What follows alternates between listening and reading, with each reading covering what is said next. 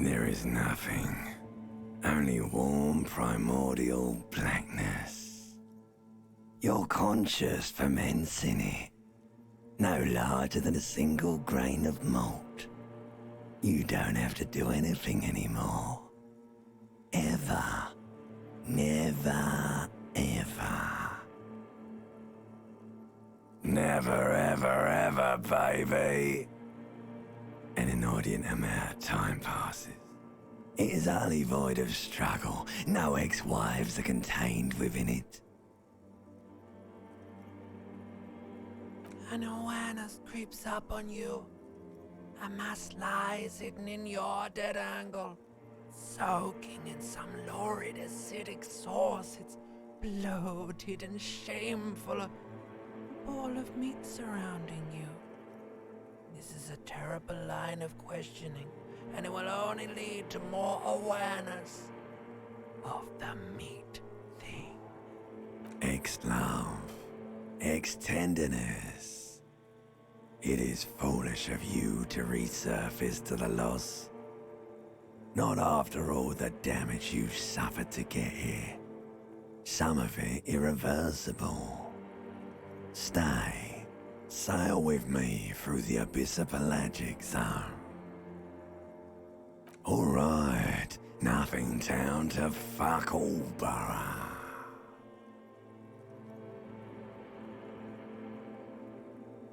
Great choice, Elder One. It has always been like this, and it always will. The song of death is sweet and endless. But what is this? Somewhere in the sore, bloated man meat around you. A sensation. Like a fly to the ointment, your conscience sticks to it. The limbed and headed machine of pain and undignified suffering is firing up again. It wants to walk the desert, hurting, longing, dancing to disco music.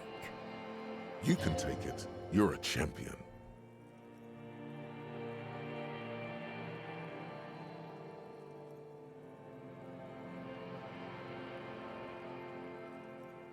The stench of liquor rises from your mouth, and with it, an ungodly headache.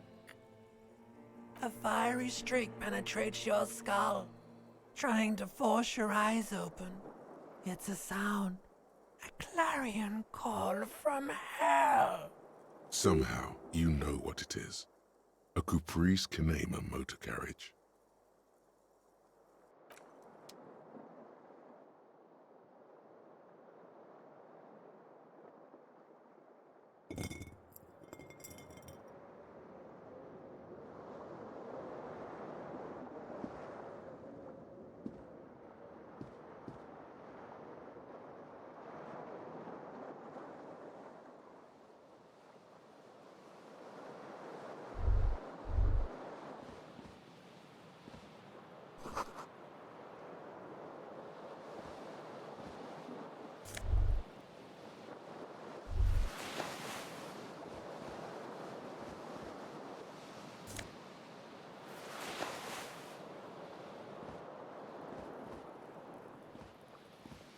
You hear a jingle. Keys are clinking in the pocket of your flare-cut pants. It says, whirling in rags, on the aluminium keyring. There is a single key on the ring. The number 1 is etched on it.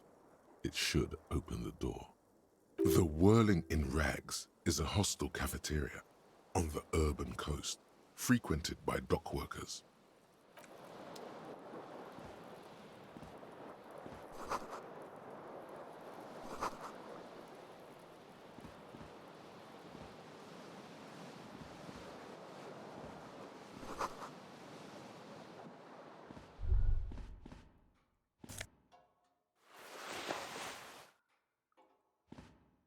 A mirror hangs above a bent and broken sink.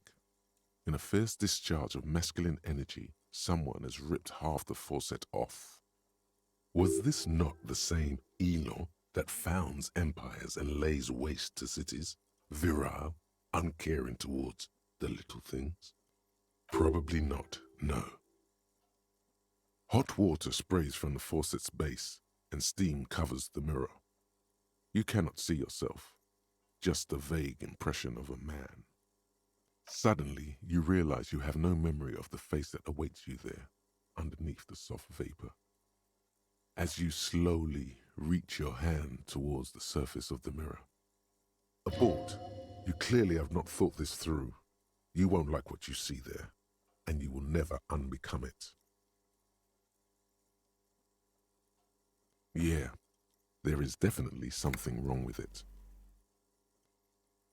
Where to even begin? There is the bloatedness, then the swollenness.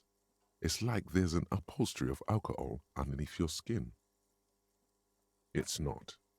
It's swollen and snail-like, wriggling between your fingers. It's not. Your nose feels like a small balloon in the middle of your face. It hurts when you honk it. It doesn't appear to be a particularly tiny nose either. Not with all the drinks it's absorbed for you. Behold. You have no idea who this thing is, do you? It appears you're also dead. There's clearly rigor mortis on your face. Or wait, is that an expression? Are you trying to make an expression with that face? Why? Please stop. It's horrible. You're scaring yourself. You can't, can you? It's like it's not even voluntary anymore. You have worn that grin into your face, and now it won't come off. What does it even mean? What is the emotion you're trying to convey?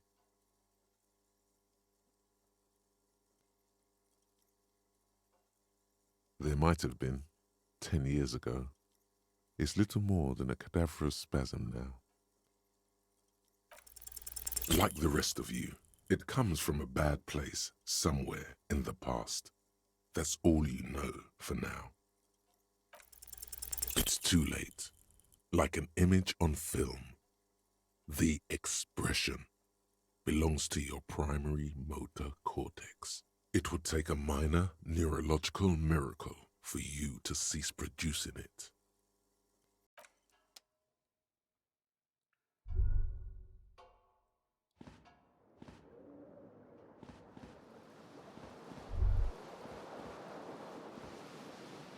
This fan has two chain pull switches. One ends in a tiny fan, the other in a light bulb. A truly horrific necktie has somehow attached itself to one of the blades. Or has it been consigned there as punishment?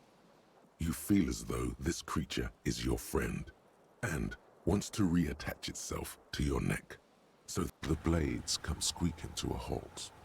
It should be easier to reach the tie now. You reach out to grab the tie, but what's this? Diffuse, radiating chest pain. Doom comes over you.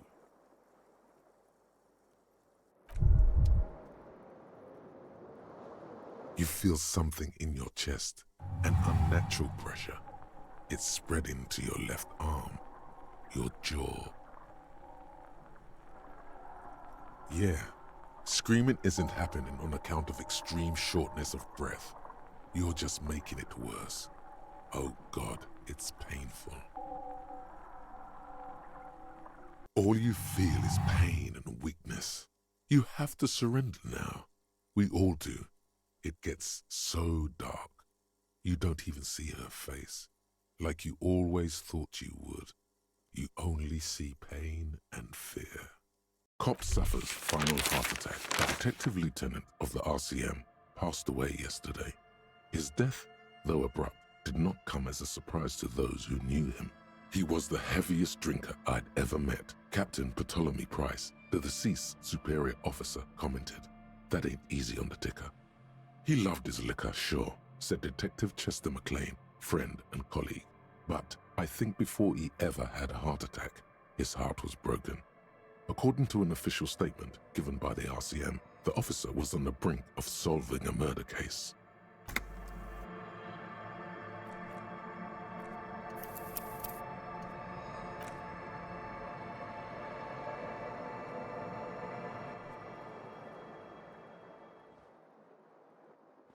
This fan has or has it been the blades come squeaking to a halt. You swoop up and catch the tie. Snap. It's released from the blade. Warning, warning, the necktie is no longer contained. What you have in your hand is a fantastically colorful tie with 4 or 5 different patterns. The knot reminds you of a noose. If it's your friend, why was it up there? Who ties their friend to a ceiling fan? Maybe this thing is dangerous somehow. An ominous, foreboding feeling fills you as you look at the tie.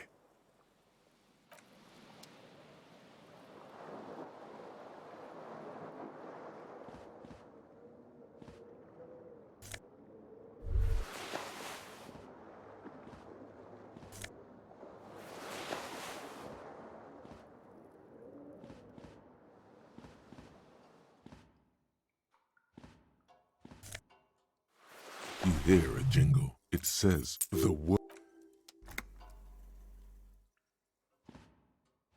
A mirror. Was this probably hot water? Suddenly, you realize as you abort, you clearly have behold. You have no idea. It appears you're also. Please stop. It's horrible. Oh my God. You can't. What does it even mean? What is the emotion you're trying to convey? You are correct. Like the rest of you, it comes from a bad. It's too late.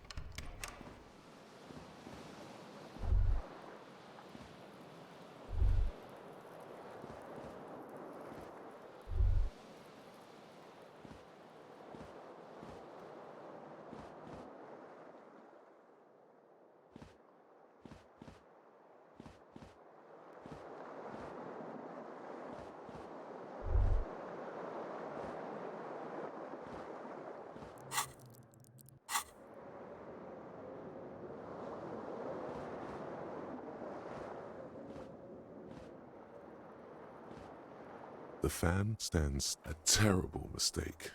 Turn the lights off immediately. You can practically feel the photons burning a hole in your brain.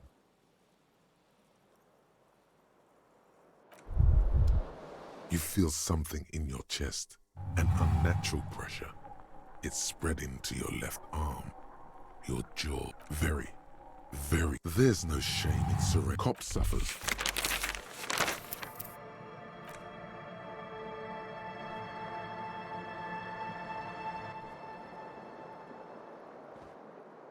This fan has it been consigned there as punishment? The blades come squeaking to a halt. You swoop up and what you have in your hand. If it's an ominous foreboding, a terrible mistake. The lights are.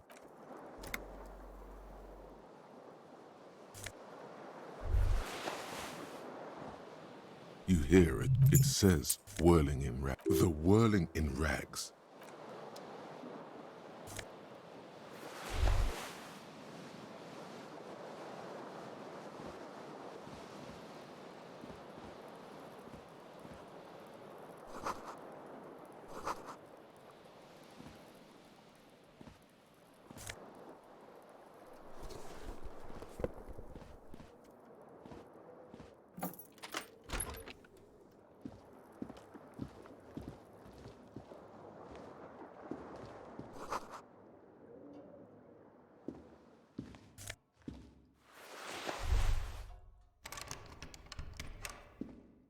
mirror hangs above it. Was this probably hot water?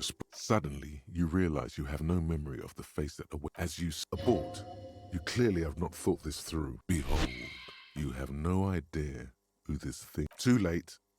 You clearly have rigor mortis on your face. Oh wait, please stop.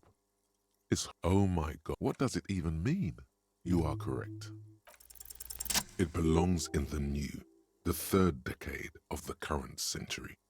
Enough time had passed from the failure of the revolution that, for a fleeting moment, free market economy seemed like the ultimate, uncontested way of life for our species. Things were good. It was smooth sailing. People made gold and champagne-tinted interiors and facades to suit the times, calling this the new style. But more importantly, disco happened. For Revachol, your city, that meant only one thing. Guillaume la Million. If it doesn't rhyme, you're not pronouncing it right. Out of the dazzling swirl of disco music, in an open-air boîte de nuit, somewhere in Revachol West, Guillaume's blonde mane appeared on the screen. He sang. Everyone loved it. Maybe you thought some of the stardust would rub off on you. Maybe it did. Either way, it's all gone now. Only the grimace remains. Some 20-odd years. There is a vast ocean of time between right now and the expression, looking good on you, or anyone. Humanity has run aground in that time. It's a different world now. The expression is a relic. You have some understanding of the near history of disco. The rest is darkness, aside from the useless fact that the motor carriage outside was a caprice canema. It doesn't have to be. You can swoon over Guillaume and his champagne-corked smile whenever you want to. Maybe some of the stardust will return. It's too late. Like an image on film.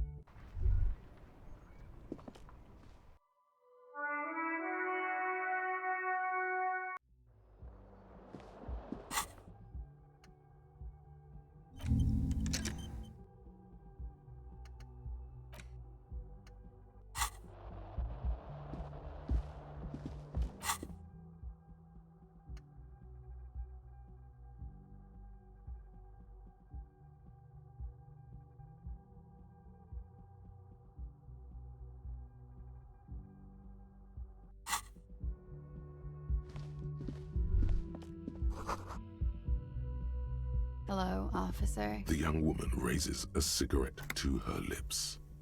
A silver jumpsuit falls off her like scale armor, sparkling. This is the sparkle of too many nights out on the city. No. There's only one solution to this. You're a businessman. The young woman shakes her head slowly. Officer could be an artistic statement, a claim to official renown. No. You're a police officer, sir. I'm not. Unless you've been shitting us all this time. You've been here for 3 days. On official police business, no less. Couldn't say. In truth, so far, mostly drinking. You have no doubt about the drinking. But do you strike yourself as a tight-lipped drunk? She must have heard something.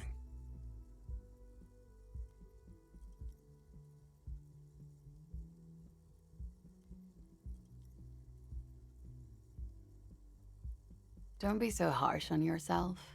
They let almost anyone be a police officer. A glib remark. Don't let it stand. Assert yourself. Retreat is not a winning tactic. She nods. There's a mercenary out back. He's been hanged. The body has been there for a week now. The locals probably got tired of it and called the cops. I didn't mean to overwhelm you with information. You seem a bit lost, officer. The words have already left your mouth. What was that? That's not even how words are used. What did you say? Come on, say it again. No, you see, that's not what you said. You said... Come on, man. Freddy, please. One more time.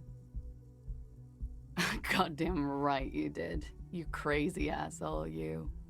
What kind of cop are you? Okay, that's cool. Or if I can just maybe ask you to elaborate on that superstardom a tiny bit. I have certainly been entertained. Thank you. Whatever you are, you should stick to it. Otherwise, it's gonna suck for you later when you have to interrogate me.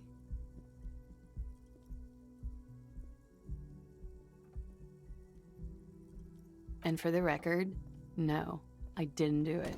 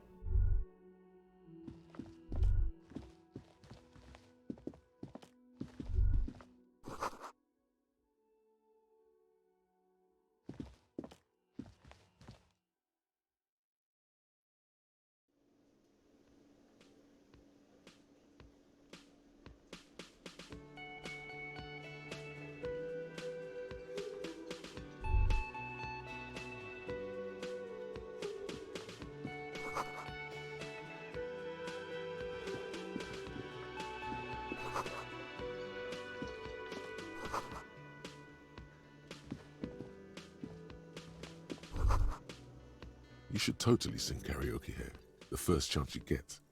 Your emotions need to be expressed. People need to know your vast, oceanic soul.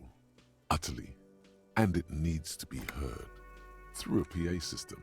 By other people.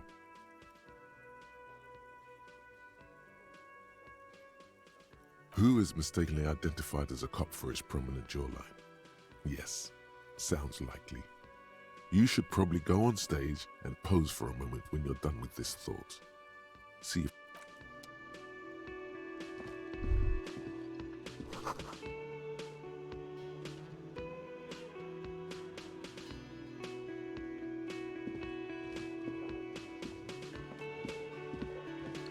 A man in his late 20s stands behind the counter, inspecting a stuffed seabird. As you approach, he gives you a sideways glance, then looks down again. That was disdain in his eyes. Even now he is purposely ignoring you. Looks like he's not a fan. Oh no, you're a hero. A real hero cop. Could the massive property damage upstairs have anything to do with this? Am I? Or did you ride in, take the body down, solve the murder, and not trash my hostel room?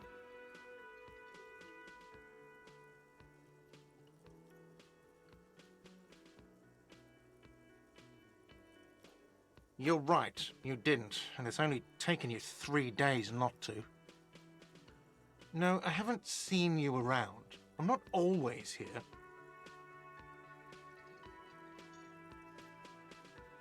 A competent work of taxidermy. The white and brown seabird lies among piles of coasters and drying mugs. One of its wings broken. The man is trying to mend it. Looks like the bird was ripped off the shield that was used to mount it, most likely on a wall. This is the Great Skua.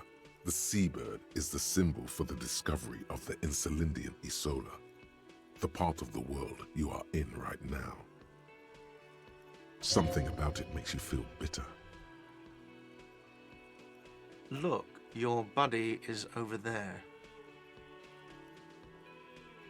Why don't you go and talk to him, okay? He pretends not to hear you, concentrating on the bird instead.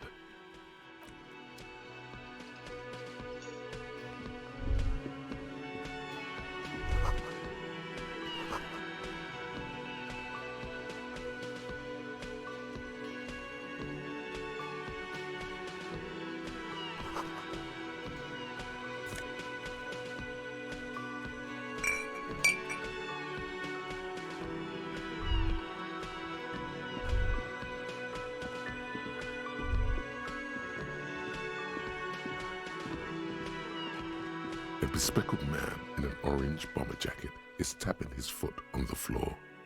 Looks like he's waiting for someone. You. As you approach, he narrows his eyes and extends his hand in greeting.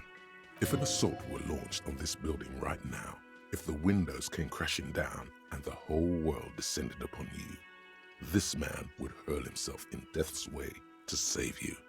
You are sure of this, but why? Hello, I'm Kim Kitsuragi, Lieutenant, Precinct 57. You must be from the 41st. You realize he is waiting for your name. This is your chance to come up with a really good name for yourself. Get creative. Conceptualize. Concentration makes you squint your eyes. Your name should be deep gold and orange, like a forest fire looming on the horizon, but mixed with the stench of liquor rising from your breath. You're 2 steps closer to it, but there are still many to go. Okay then. It looks like we had a little scheduling error on Sunday. Saturday too, actually. Have you had time to talk to the manager here? What he means is, he has been trying to meet up with you for 2 days, but you have been otherwise occupied. If you don't mind, we should talk to him again. Ask him for a rundown of the area. Now that I'm here as well. I understand the scene is out back, right? It also wouldn't hurt to assure him the police are finally here. In full force, I mean. Have you mapped out the initial interviews? Good. But even if you haven't, we'll have time for that after we take a look at the coroner's case. Have you removed the dead body from the tree?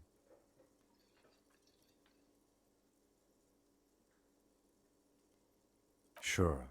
But did you take it down from the tree? So, the body is still in the tree. This is the first time you detect a weariness in the lieutenant's voice. It is obvious he would have preferred for the body to no longer be in the tree. Where it has been hanging for 7 days straight. We should go there as soon as we are done talking to the owner.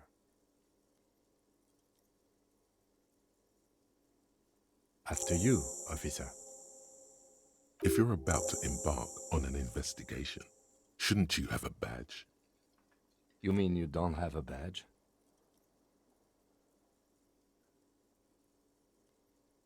Losing your identification card is a serious matter.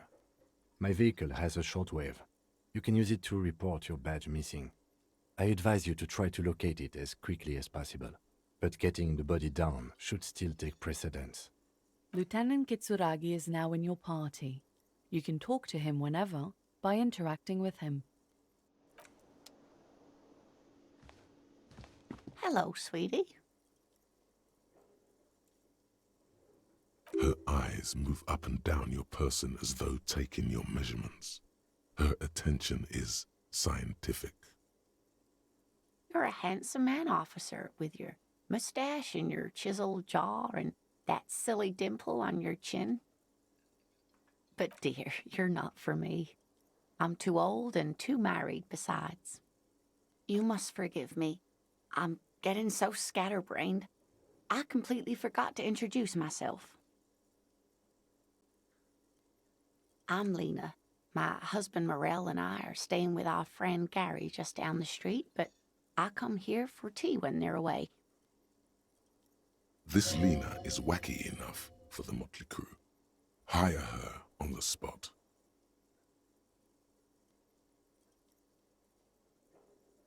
Whatever do you mean?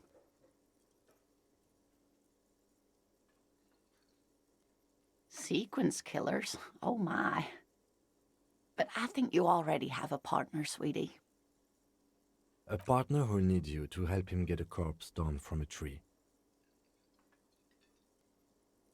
I can assure you with absolute certainty, there are no sequence killings taking place in Martinez. Now, gentlemen, no need to squabble. I wouldn't be of much use to you anyway, sweetie. Thank you, but Martinez isn't the most wheelchair-accessible place, you see. I'd slow you down. Perhaps another time.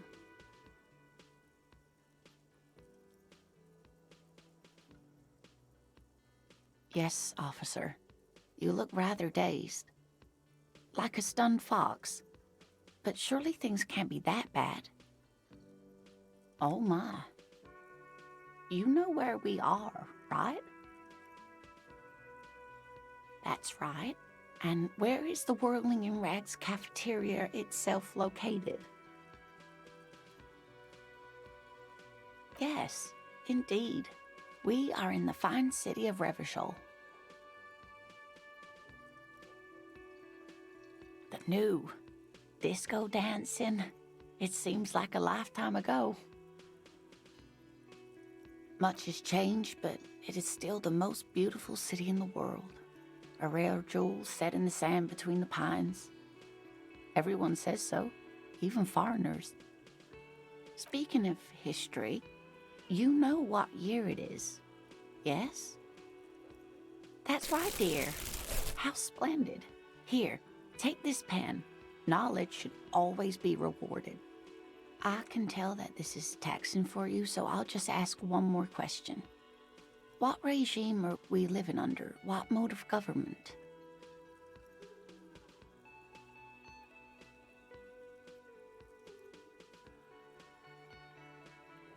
Oh, sweetie. It's really not. There used to be people who thought that way. Other people who wanted those things, but they all went extinct. Revachol is a zone of control led by an alliance of foreign powers called the Coalition. We have almost no government of our own, and certainly no dictatorship of the proletariat. But they still have cops. Oh dear. And you were doing so well.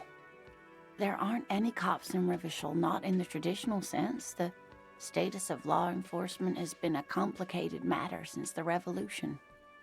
But we should stop for today, sweetie. You look like you need a break. Besides, I'm not the best person to explain the big things to anyone. Someone more educated in sweeping matters. Maybe you should ask? No, I'm not an encyclopedia. I won't be a guide either. I'm a detective. Of course. Then I don't know. Someone rich, maybe? Wealthy people are educated. Though I don't know where you would find a wealthy person in Martinez. Of course, dear. Good luck with your case.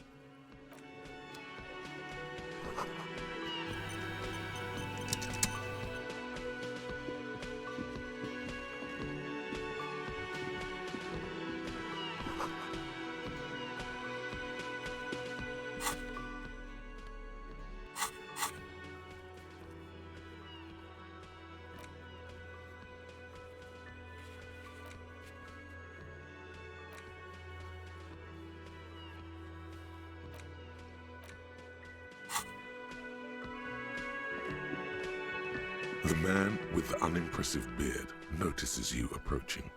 He drops the ledger he was holding and turns to the lieutenant. Mr. Gart, right? Yes. I am Kim Kitsuragi from Precinct 57. This is an inter-district investigation, so joining me from Precinct 41... Are you kidding me?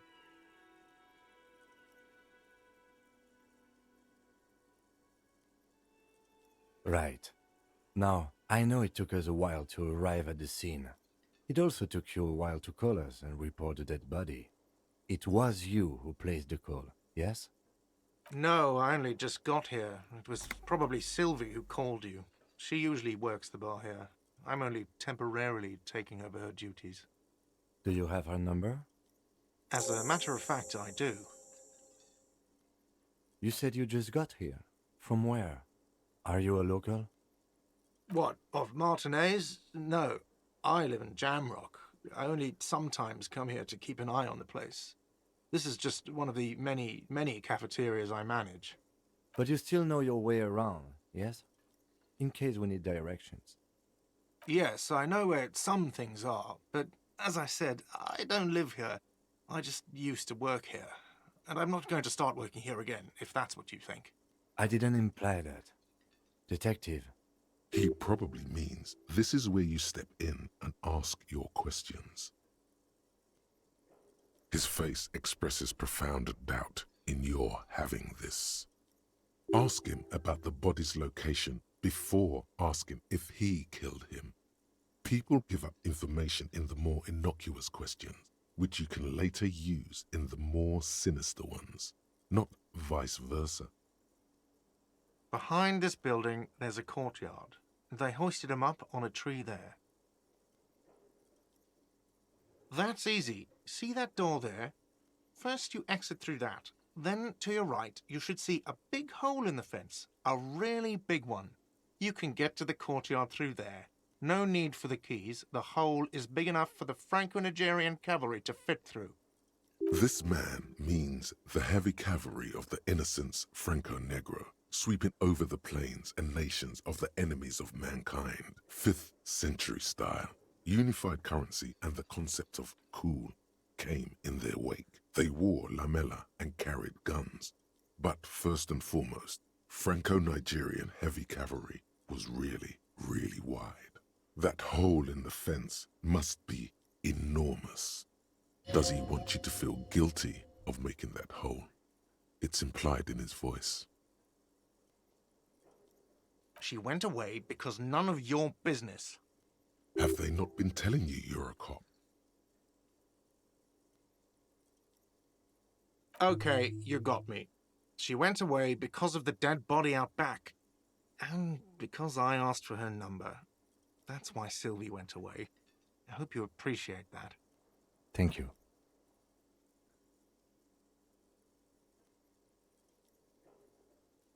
I asked an employee out. She didn't want to come, but felt obliged to. It was a bad idea. Now, what is so goddamn fascinating about that for you? It's got nothing to do with the lynching. Good for you. Was there something else? I'd like to get back to what I was doing. I don't know who killed him. I'm not the police. That's your job. This is it. He said they hoisted him up on a tree. Who is this they, if he doesn't know? Oh, people are saying it was the union dock workers, that it was a lynching. The locals, the customers, the people who eat here, a lot of dock workers eat here. Sylvie told me everyone knows the dock workers did it. Did the debarders themselves tell her this, or is it a rumor? I don't really know. You'll have to ask her. I would suppose it's because they have nothing better to do. You mean the strike? Yes, the strike. The man they hanged was a security guard for the harbour company, I hear. A mercenary. The unionistas probably thought they'd send a message. The lieutenant turns the page in the little notebook he's been scribbling in. Let's go. Not so fast. You owe me 130 real. No one is saying the multi-pattern necktie you found tied to the ceiling fan can talk. No one. It must be merely imagination. But Let's bail!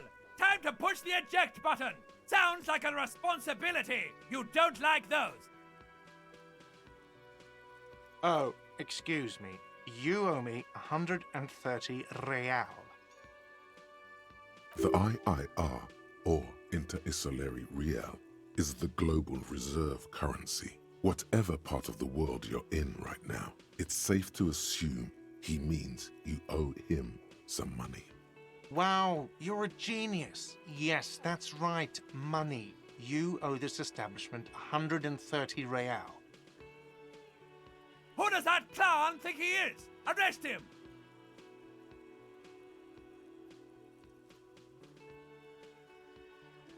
Let's see. 3 nights at a tariff of 20 real comes to 60 real. Then there's the window you annihilated. The hole in the window was the first thing I saw when I came to work. So don't try to tell me you didn't. That will be 40 real in damages. Another thing you've annihilated is half the bar. You've run a tab of 30 real. Actually more, but we'll round it down to 30 for your hard work maintaining the stability and order of Revachol. That's 60 plus 40 plus 30 equals 130 real. And yes, real is still money. What are you, a philosopher?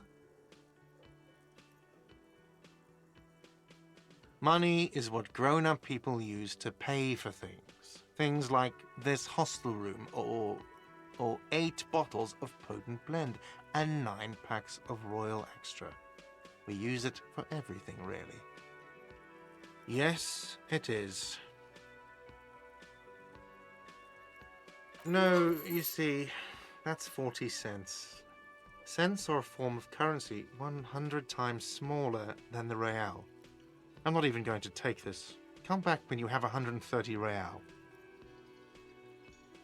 He stands silently, looking at the coppers on the counter. Isn't it evil? The order of magnitude between what is asked of a person and what they have? It does, doesn't it? There's a shuffle of nylon as Lieutenant Kitsuragi looks for something in the pockets of his orange bomber. That's Cop 4. I haven't offered to pay because I don't have any money either. I'm sorry, but he has to pay. I can't let him stay here any longer if he doesn't. If he doesn't have the money by tonight, then... Officer, maybe you're better off working this from home for now. You live in Jamrock, right? It's not that far away. I'm sorry I couldn't help more. You should take this up with your station. I have a shortwave radio in my car, okay? We have to get this investigation started now. Good luck. By the way, where is home? The address is coming up blank, and this place sure isn't it. But you've been at this hostel cafeteria for only 3 nights. Where were you before? You had to be somewhere. Why did you say that?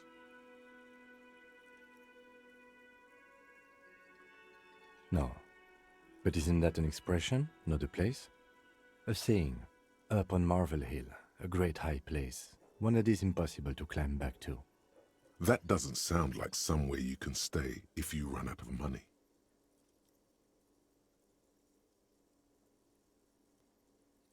You can try. Run some addresses in your head when you get the time. Maybe a street or an apartment will appear.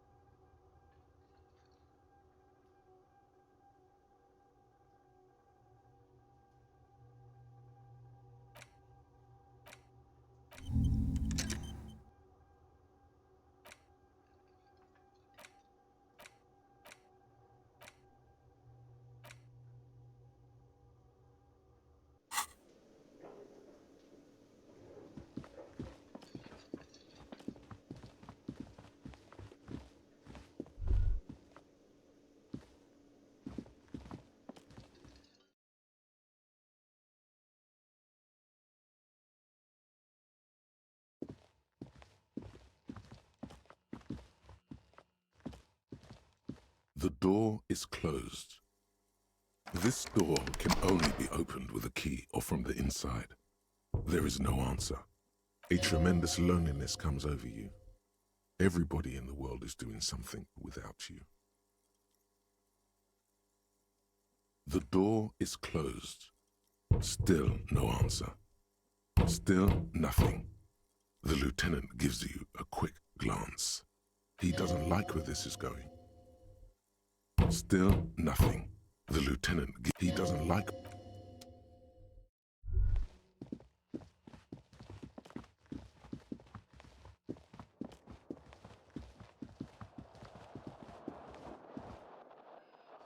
Yes? Excuse me? You have a distinctive way of walking.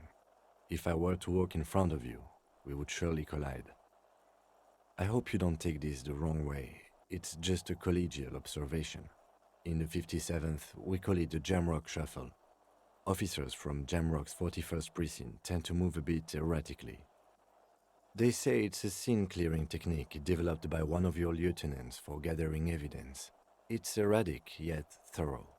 Prioritizes containers. He simply nods. Passing along frivolous interdepartmental stereotypes is not usually his oeuvre. He regrets bringing it up.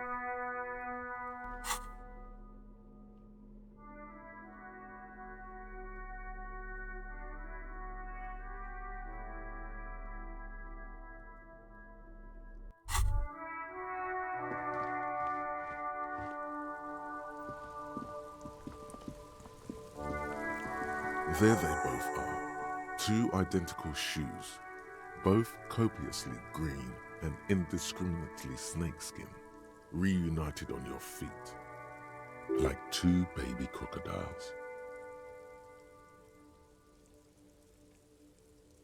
Good, they're balanced, comfy. Feels like the only good thing about you right now, truth be told.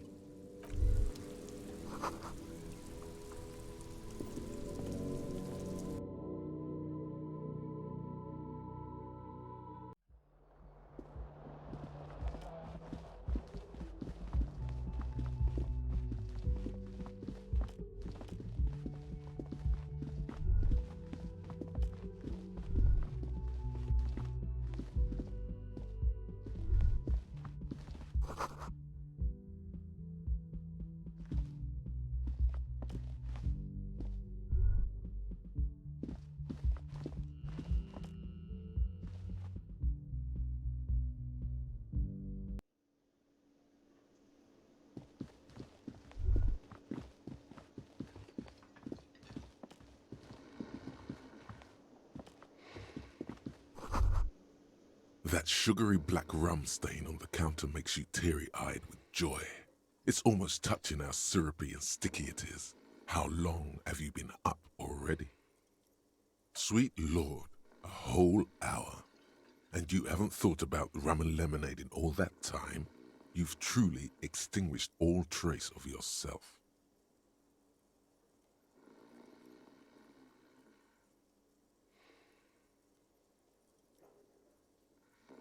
Maybe you haven't turned out well for your drinking. Have you thought about that? Get a goddamn rum and lemonade into yourself, boy. Or better yet, lick that stain off the counter. What happened, man? You used to be cool. Go get your boring normal person drink then. Get your drink on and your act together.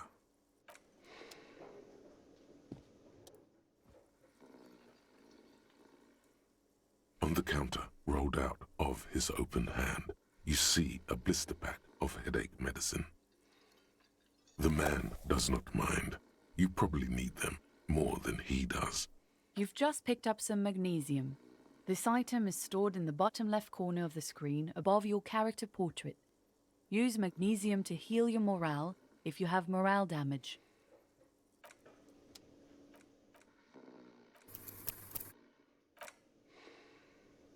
The worker, perhaps he's on his way to where you gently shake his shoulder, but nothing happens. This man could probably sleep soundly in a ship's engine room.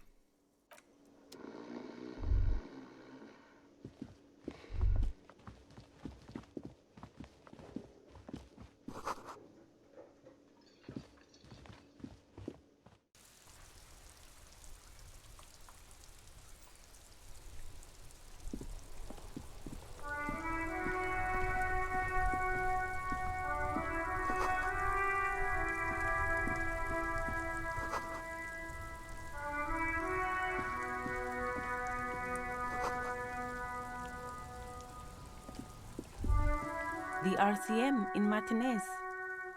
What can I help you with? We don't see a lot of police around here, that's all. Of course. What can I help you with?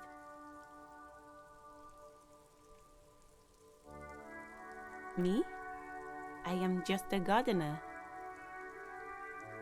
I am pleased to meet you too, officer. Excuse me? She's uncomfortable. Maybe you should drop this line of questioning. She shifts in her seat awkwardly. Of course. Where to? There's the pier, the Cape Side apartment buildings, some more tenements. Not a lot, really. The harbor gates, some kind of commotion, I think. I don't follow the local politics. A fleet store, too. Some shops and a bridge. The canal bridge leads to the coast, but it's broken, I think. Some kind of accident, probably. Just coast. There's a little fishing village there, and a fish market. But that it's just water. No, actually, I think they call it the Martinez Inlet. There are some islands in the bay, but they're hard to reach. No problem. Of course. I won't hold you back. Her gloves. You get the feeling that you need them. You have a dead body to deal with after all. Sure, keep them. I have another pair.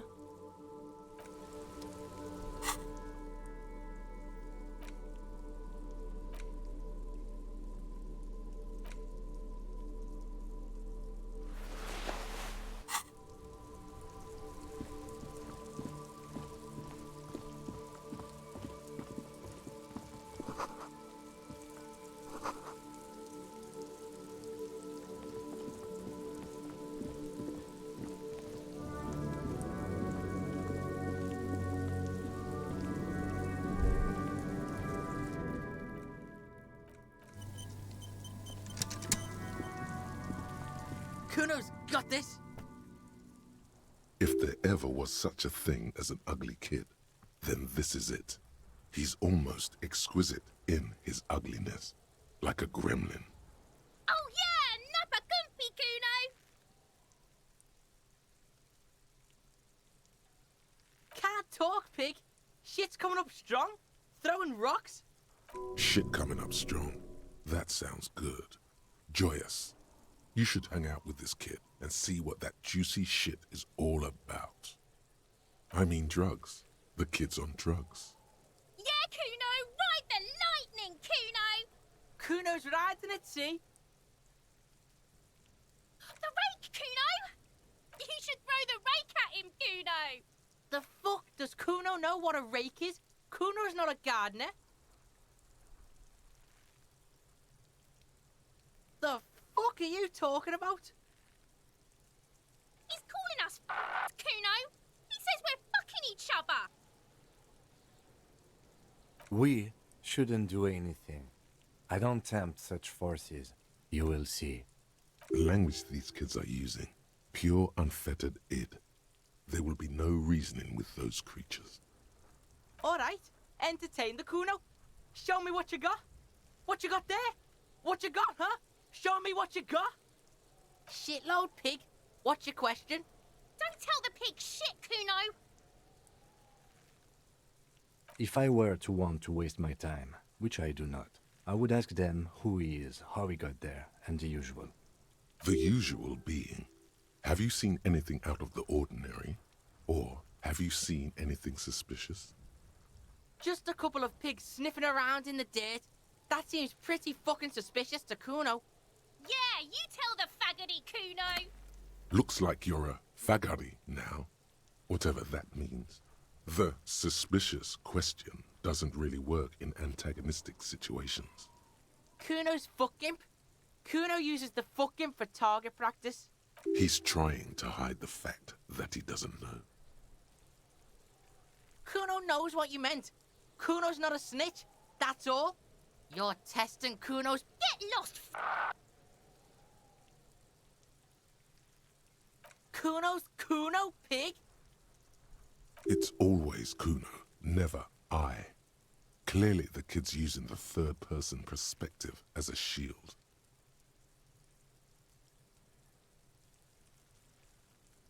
Kuno doesn't do that smart shit. Don't throw that bullshit at Kuno. Kuno knows you're lying. Trying to get Kuno hooked on the book. The boy knows he has an addictive personality. Admirable insight for his age. watch out, Kuno! He's trying to fiddle you! He's gonna put his hands on you! Help! Pig's got Kuno! Help! Ray! Help! He's got the Kuno, help! Yeah? Get out of here before the Kuno beats the shit out of you. Yeah, that's right. Drag your fat ass out of here, fat boy, before Kuno fucks you. Don't listen. Just go.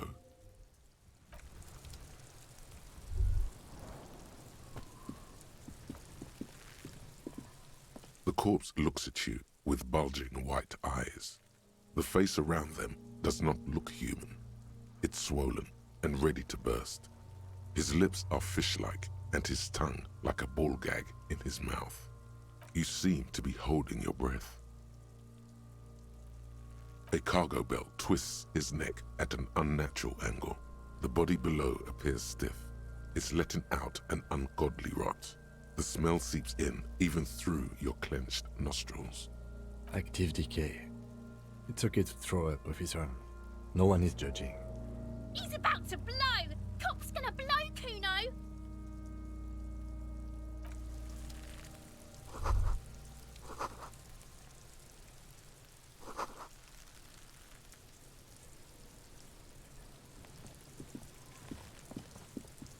Kuno, the pig's getting pretty close to me. Come to snuff my shit out, I think. Looks like it's time for me to go, Kuno. Pig's come to take me in. I'm going away for a long, long time, Kuno. Going away for life. What's going on there? Fuck are you trying to pull, pig?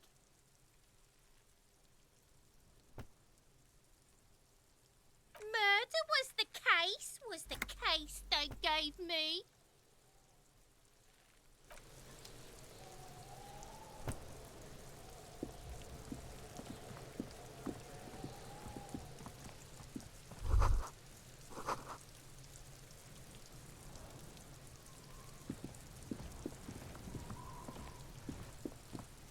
Fuck does Kuno care?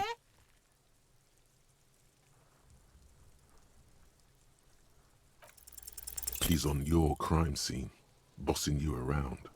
And he's been here for some time too. This is where he hangs out. You have to get more out of him. He could be useful. Get your snout out of Kuno's ass. Kuno knows how hard Kuno pushes it. Kuno pushes it hard level. You should give up, Popo, or the Kun will keep fucking it out of you. You okay, Kuno? That went wrong. He took it as a compliment. Then he had a minor seizure. Right, pig, this is where Kuno plays with his little wooden choo-choo. What do you want with it? Look at that fucking shit. You're trying to get Kuno killed. Fuck does Kuno know? Kuno's not a fucking acrobat. The lieutenant takes a quick note in his notebook. It's a trap, Kuno! Don't climb it, Kuno! Dunno. Kiptas gardener used to work there. Kipt is a pejorative term used to describe people of South Seminese or Areopagite descent. It used to be a common first name among the Areopagites of Ilmara. Not so much anymore. Yeah, that's what Kuno said. She couldn't handle the heat, so she took off. Kuno can take it. Shit's nothing to Kuno. Look, Kuno doesn't explain shit. Kuno just says shit. Yeah, her. What was she doing in the greenhouse in March anyway? What kind of gardening is done in March? Fish is sometimes used to fertilize the soil a few weeks before planting something. Maybe she was preparing the garden beds. Yes, it seems suspicious. You don't like things being like that. Suspicious. Yeah, whatever. Kuno doesn't give a shit. Kuno doesn't.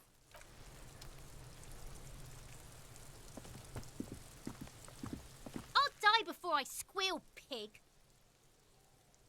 I come from the woods, good Davidu. You don't want to go there with me. You don't want to see what I've seen. Don't be traumatizing here. Get the fuck out of here.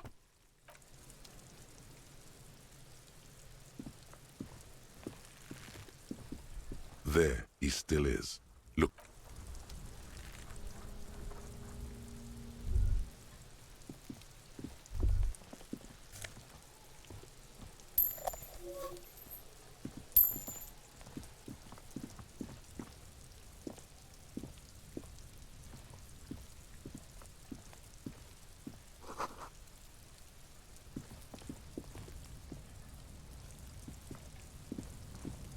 An inconspicuous pile of the roofing material, Eternite. It's nothing. Someone just left some roofing material slanted against an old shack. Glad you asked. When junior researcher Olari Tal invented Eternite in the Vatna Polytechnic Institute some 30-odd years ago, he thought it would last forever. Hence the name, Eternite. Sadly, the only lasting thing turned out to be the material's highly carcinogenic effect. Because it's nice and orderly, well-laid palette, easy on the eyes, rhythmic pattern, calms your mind. Mammals like this stuff. No, there's more to this. You get this strange feeling. Hard to say. It's gone now. Feelings pass, you see. Especially the small ones. Yes? An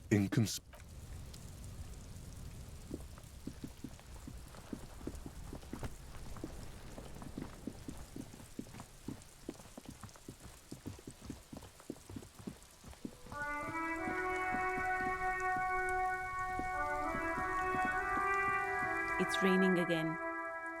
It was clear just an hour ago. Well, this might be the last snow we get. At least I hope so. Snow has nutrients in it. Helps everything green up in the spring. At least that's what my grandma always told me. Yes, think about the cute grandma, not the weird snow. Stop looking at her. Look around. What do you see? That's right. And the canal, the bookstore, the harbor gates. This is a great vantage point for keeping an eye on you. No, of course not. I don't understand what this is about. The kid did this, right? The red-haired rat? Can't say a sentence without or kipped. He's always giving me trouble. Maybe you shouldn't be. I mean, you do your job, but that kid is beyond help. And he certainly won't help you. You've been resting here for quite a while, haven't you?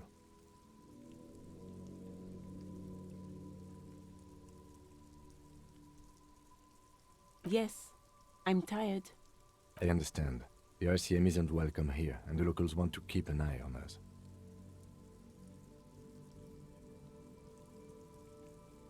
There's silence, the smallest of smiles. That's okay, miss. Do what you have to do. I think we're done here. Let's go.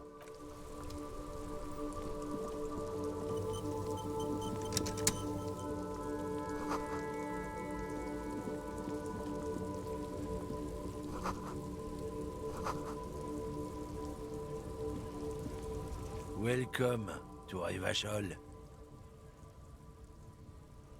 Don't you welcome to Revachol me.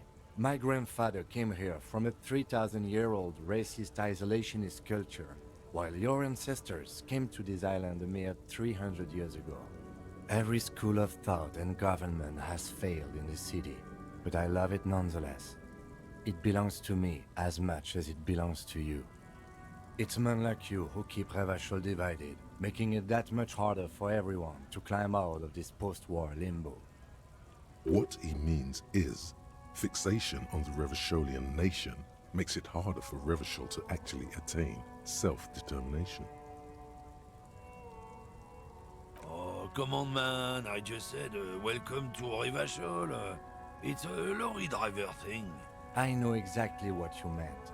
You think my kind doesn't belong here, that I should watch myself and behave.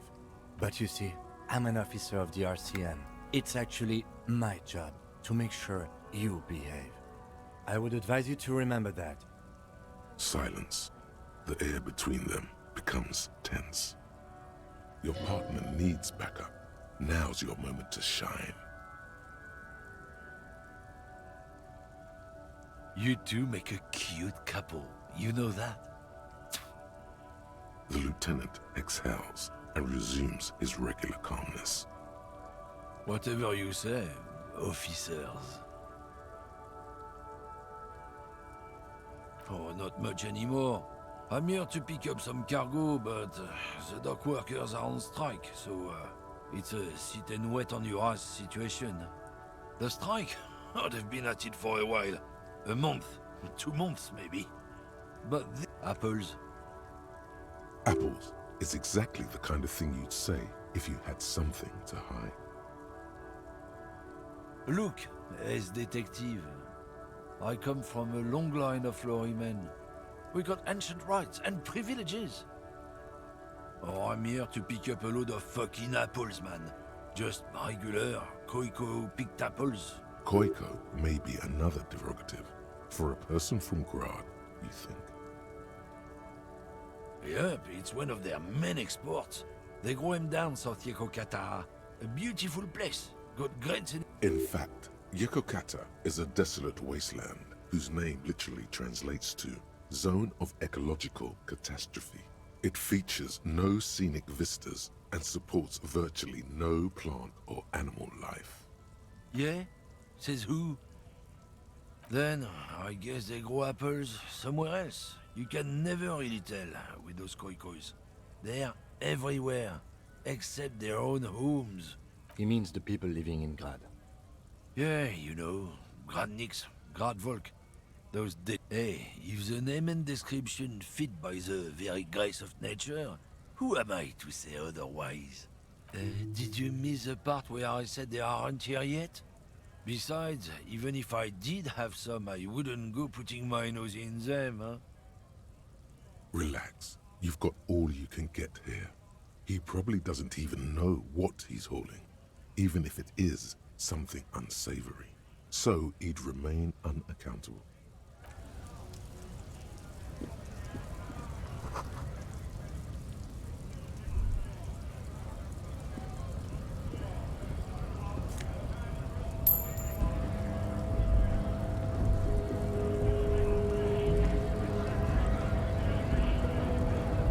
Scab? You're hazy on the notion of a scab. Smells like politics, though. Maybe it's got something to do with the flask he reaches for from time to time. I was just messing with you. No one's ever seen a cop scab. Imagine, you cops going on a strike, but then another cop comes in and says, let us cop for less money. Speaking of, what brings the RCM here? To the Wild North? Come to see the strife? Murder, huh? That sounds like a lot of hard work. You'd never see me investigating a murder.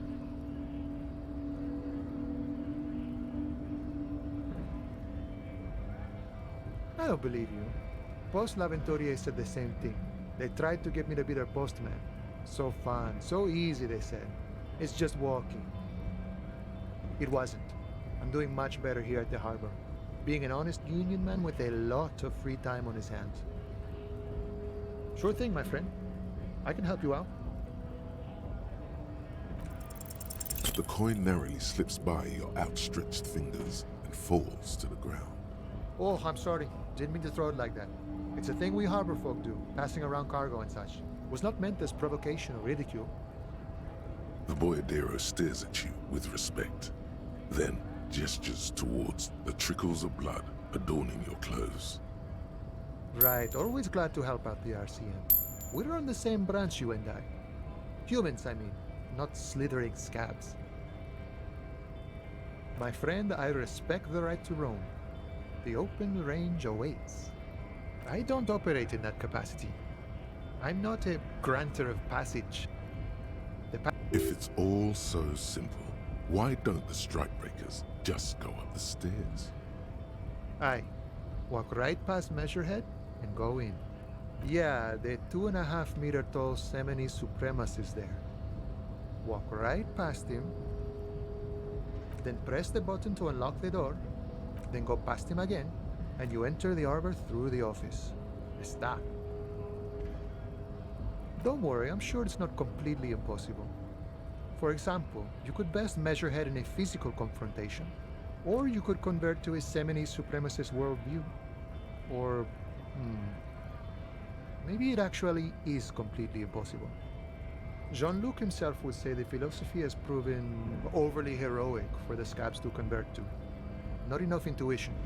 Sure. You know, serious business. I'm sure the big boss will be glad to tell you. You'll have to ask him first. He's a chatty guy.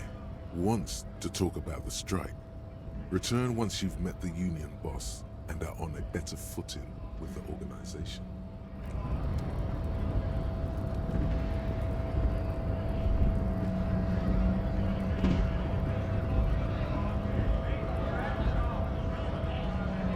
Bastards! We have a right to work! Hold up and stay frosty, everyone. Cops are here. You here to fuck with us? Beat the honest worker down. We're here to fight for a cause. Stripes usually have problems with people who have causes. Good. We're fighting for a cause here. Right to work! Right to work! Besides, we're not that different. It helps if people see us talking, cops and strikebreakers together. Shows authorities are on our side. Builds confidence. Maybe you should ask them the questions, like why we're not allowed to make a living here. Shame on you! We have families to feed, you piece of shit. So do we, Scab.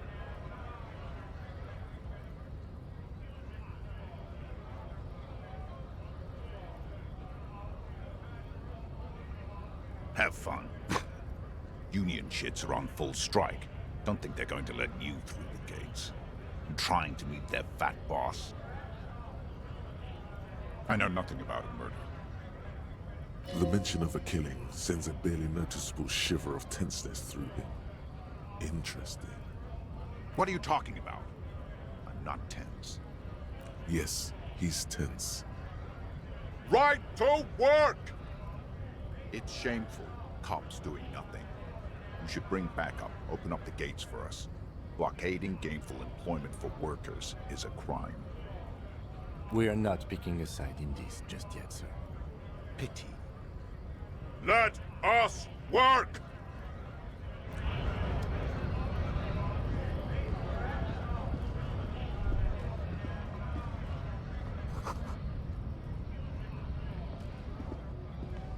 A lorry stuck in the traffic jam. This big, heavy Grad-made machine is well kept for some. The windows are clear. They've been recently washed. You can see a lorryman's cabin with personal belongings. The driver has adorned his space with a substantial collection of peculiar paraphernalia. Proclamations about honor, strength, and purity are glued to various panels. The back end of the cabin has a small perch to sleep, large ashtrays. There are several suns and wheels sewn into the curtains. A book with ragged edges catches your notice. The front cover features a large, muscular man. The title reads, Man from Eamdal in the Lost City of the Pygmies.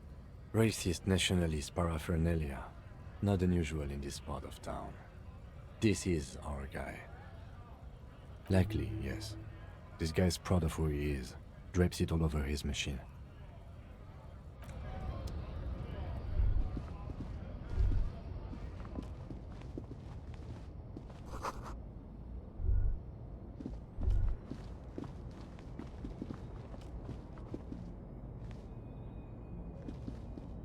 An old monument stands in the middle of the traffic island, pointing toward the sea.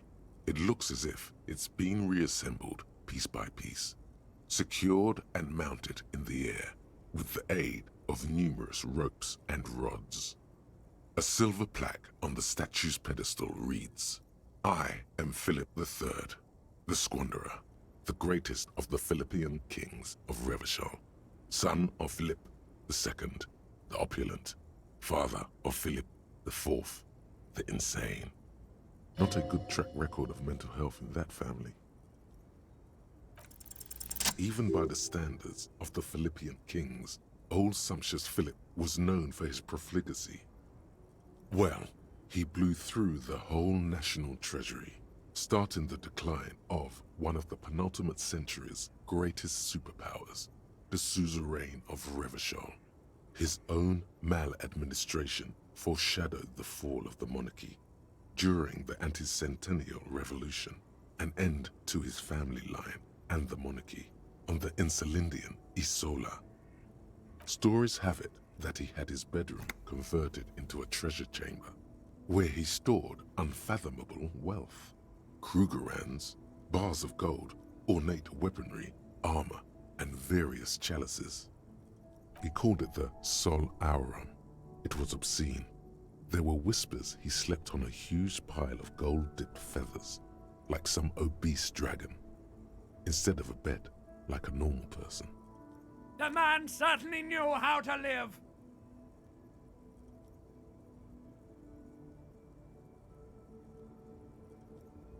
But wait, you haven't even heard about his fabled cocaine addiction.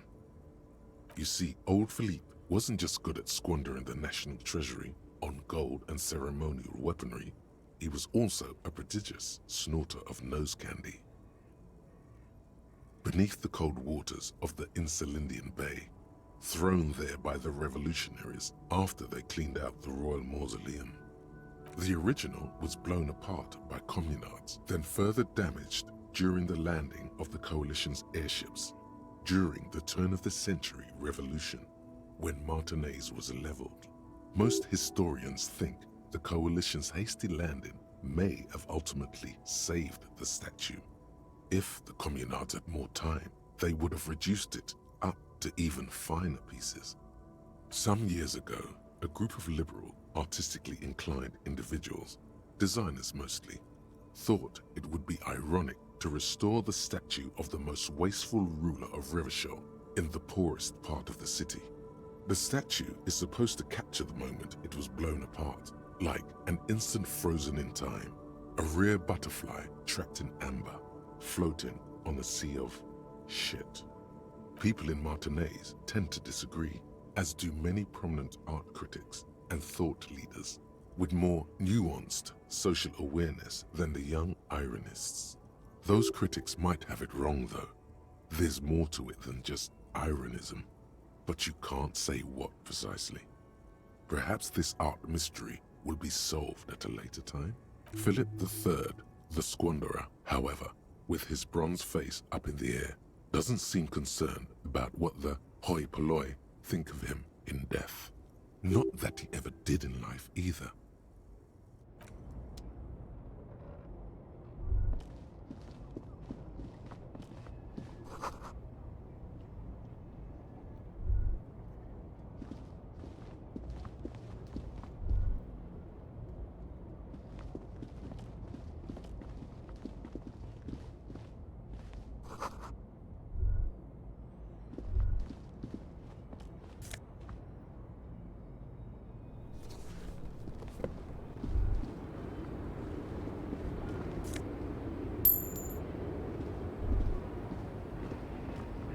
The small, wrinkled woman does not greet you. She nods along to something on her radio. A photograph is clutched in her hands, and there is a warm smile on her face. The photo, an ambrotype from the turn of the century, as golden as her smile. It's the warmth of a winter night's fire. Maybe she could give you comfort and shelter, some cigarettes and food money. Maybe she's your... Nothing. Her smile just keeps widening. Her hair is gray like lead. Wait. She's just a distracted old woman. Better to leave her alone. Why? I just told you why.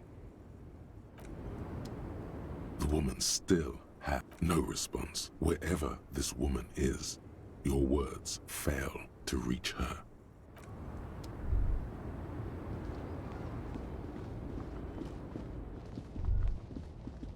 A Stars Ryko, one of the finest Zhimsk-made motor carriages ever. An oldie, but a goldie. Not many people outside of Grad, and Revachol West too, it appears. A Stash Ryko KK2. That's a classic model. Never thought I'd see another one repainted after what happened last time. An old case for my precinct. A couple of Zhimsk migrants saw a Stash Ryko stopped in the street, painted just like this. Muddy brown. Murdered the driver on the spot. They said it was an honor killing, Hussar style. The Zhimsk community protested the trial, flying the banners of some old king or whatever. 5,000 came to protest. Correction. 4,395. The fourth largest public protest of a criminal trial in Revachol. Is that so, officer? I'll take you at your word. 4 years for murder in Reunion. The perps were remorseful. Their sorry knocked 8 years off the sentence. That's the system. The prisons in the greater Revachol industrial harbor are already full. Prisoners are expensive to maintain. The longer the sentence, the larger the cost. I tried to avoid drawing far-gone conclusions like this before actually examining the body, but my initial guess is the two are unrelated.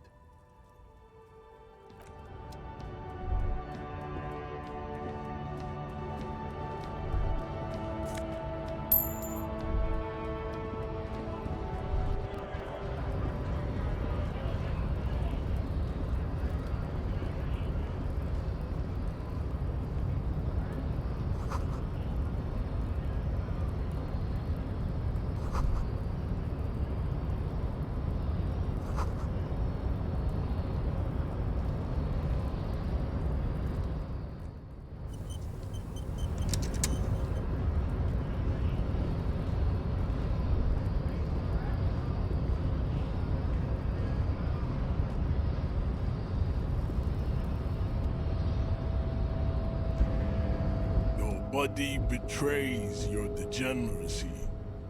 Yeah, Measurehead. His body totally betrays his degeneracy. Don't say anything. Size him up first. Are you admiring my morphophysiology? It must be frightening to stand in the shadow of this racial pinnacle. Be calm, Sandwich. You are not in danger, because you are not a threat to me. That is precisely the negligence that has led you to succumb to Al Ghul. You reek of it, An invisible sword of Al-Ghul emerges from your throat. You cannot see it, but others can. It is making the woman in my company sick. No, you don't. You need to get another drink. Occidental Haplogroup B4 is done giving orders around here. The influence of the ham sandwich race is waning. Show him the hand still got it. Does this remind you of someone? The guy down there? Willingly calling yourself a ham sandwich, how far the Occidental Haplogroup has fallen. You were once a noble and powerful race. You gave the world eugenics, electricity, and powerful weapons of war like missiles and aerostatic aircraft. You made great gains in metallurgy, race theory, and statecraft. You dominated lesser cultures, like the deformed Hemians and the inexplicably potato-obsessed Quakers. But now your ascent to the genetic summit has halted. You are obsessed with sadness and with frivolous pop culture. You will be superseded. Isn't that right, babe? It is, baby, yeah. You know it. There is a button right behind him, just out of reach. It must be the one that opens the door to the harbor.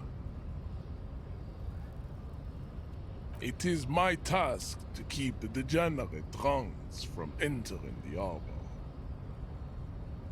Enough with this begging. You should leave the stage of history with dignity by inviting the other races to a great world war. Bring your troops to the Seminine Islands and to Boogie Street, and we will pulverize you. When you are gone, we will build a museum for you. The walls will be lined with bottles of Al-Ghul, your beloved beverage. Inside, we will store the odes to homosexuality you call art, and your microcephalic skulls. There may be a peaceful solution to this. You could internalize Measurehead's race theory. He would take you as one of his own. Well, not as such. What you do with a mastery of advanced race theory is up to you. You could reject the findings, sure, or accept them and become an advanced racist. Ask what kind of races there are first. Classification is core to this stuff. Do you?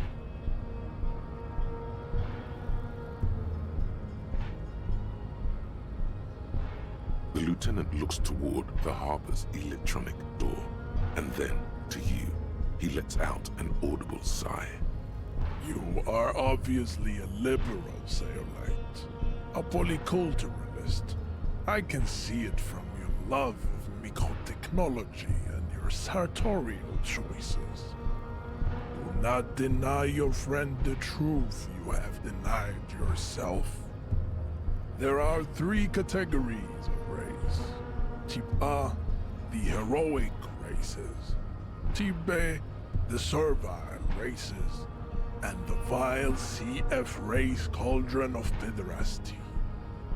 Those are the Simonese, the Areopagite, and the Occidentals, excluding the Maun, of course.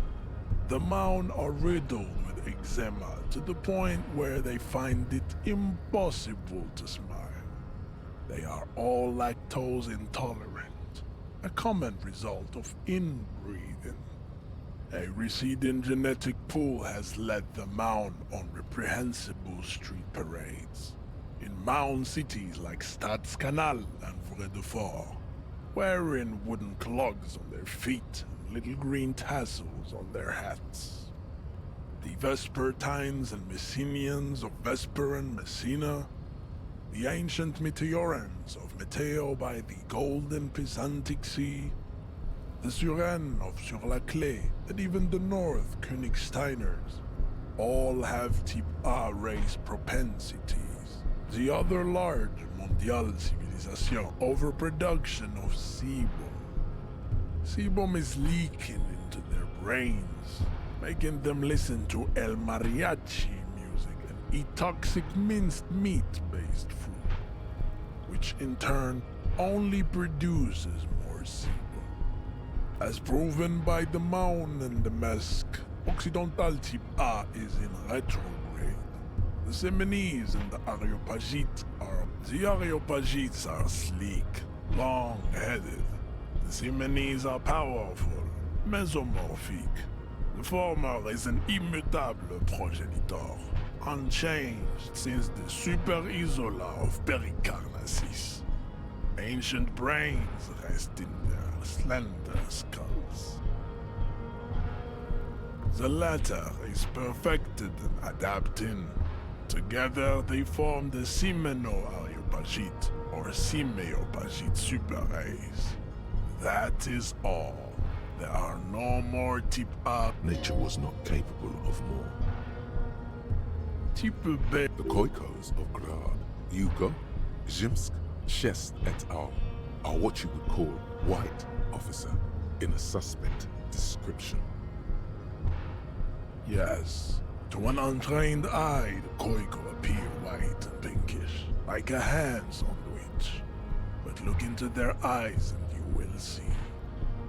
They are often pinkness is a racial quality that has to be earned through centuries of advanced ballistic warfare and cultural domination that the Grad people have. The Khoiko, the countless... Wouldn't he be one for ethnostates? They are microscopic. Its leaders will be the genetic epitome, Revacholians. Is it 82,000 years that we've been recording history? You have very little idea of what is happening, but that seems a little off.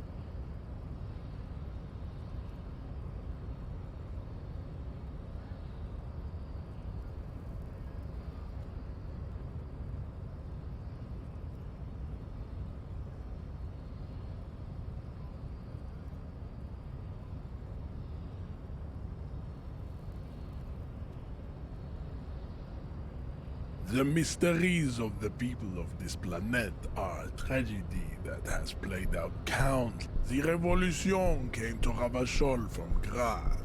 The Revolution, enough of Tibet. Tips CF are a museum of failed chimeric experiments and tragic maladaptations. Lesser races like the mosquito is born. It seems unlikely that two human beings produce genetically sterile offspring. You are right. You have... The sage will not budge on this. Then there is the Simino Koiki Chimera. The Khoiko, as you know, are very servile.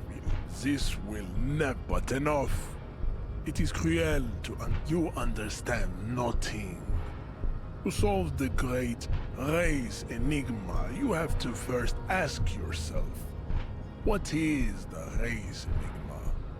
You have not even worded the mystery. We will see. Access to the Union is important for our investigation, but there may be another way without becoming a race theoretician. Am I mildly worried he might take it seriously? The lieutenant thinks. Yes, I am. He concludes, I am worried. You need to internalize what you have heard here today, then return to me. This clarity does not come instantly.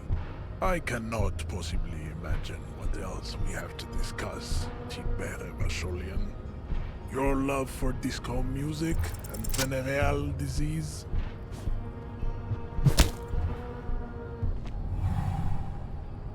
Just like that, instinct took over.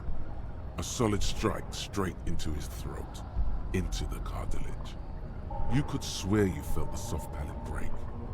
The man is reeling, gasping for air. Time stands still around you. In the distance, the sounds of the harbor are falling silent.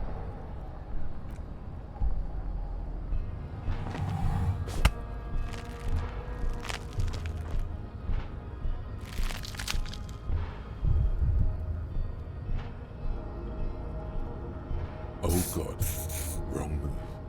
Your head is in his hands, like a pair of forceps crushing you, and you can feel every jewel. Say it. I am a degenerate drunk.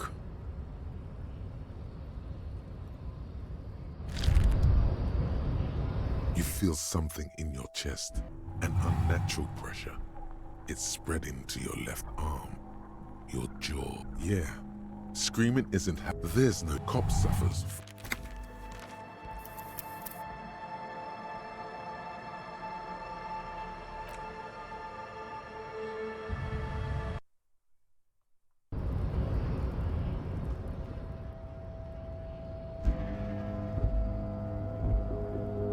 Your body. Yeah. Don't say anything.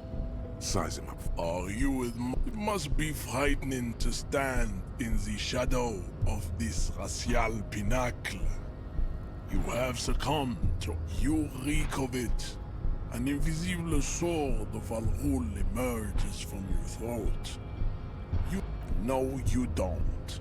Show him the ham stool. Does this remind you of someone? The guy down there?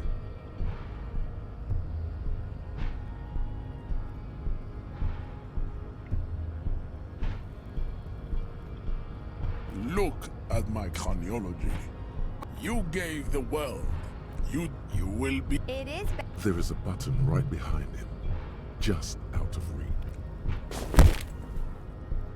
That is right. You should bring your troops. The walls. There may be a peaceful solution to this. You could internalize Measurehead's race theory. He would take, well, not as such. What you do with the mastery of advanced race theory is up to you. You could reject the findings, sure, or accept them and become an. How did this happen? Your little fist is in his giant hand and he's squeezing it. It hurts. You must be out of your mind. Your fist cracked. The words to the song have good. Now leave before you humiliate your homoerotic organization and your race descent.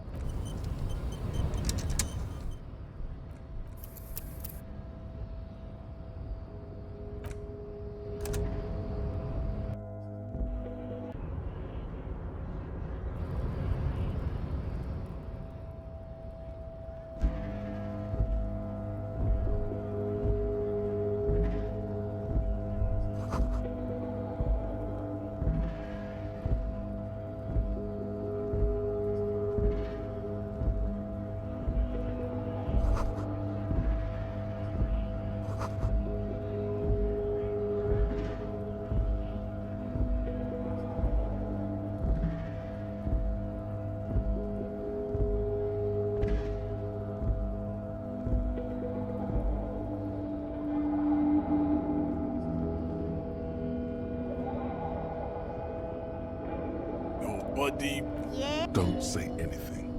Size him up first. Are you with it must be frightening to stand in the shadow. What is this androgynous display? Merely standing up makes you sweat profusely. Stop it. You this display of Jean-Luc, his body is betraying his that you reek of it. An invisible sword of Al-Ghul. It's not good. Show him. Does this remind you of someone? Jerking motions. Signs of a late. You gave the word. You will. It is. There is a button right behind him, just out of reach. It must be the one that opens the door to the.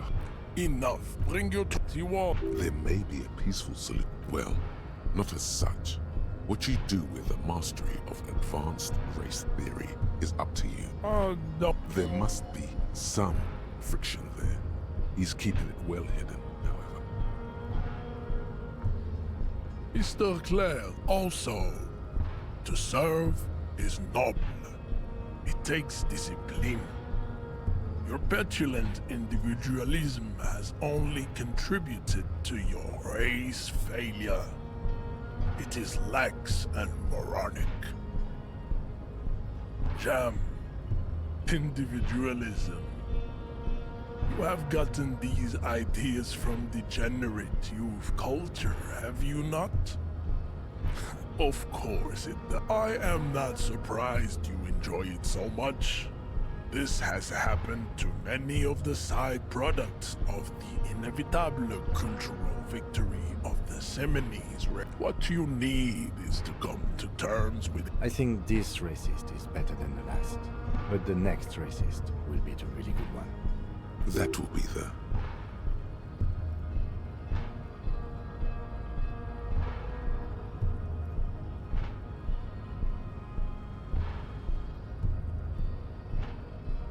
He will grant us 3 wishes. Your pedomorphic friend has quick wits. The lieutenant does not. You should keep him close. The congenital defect of farsightedness.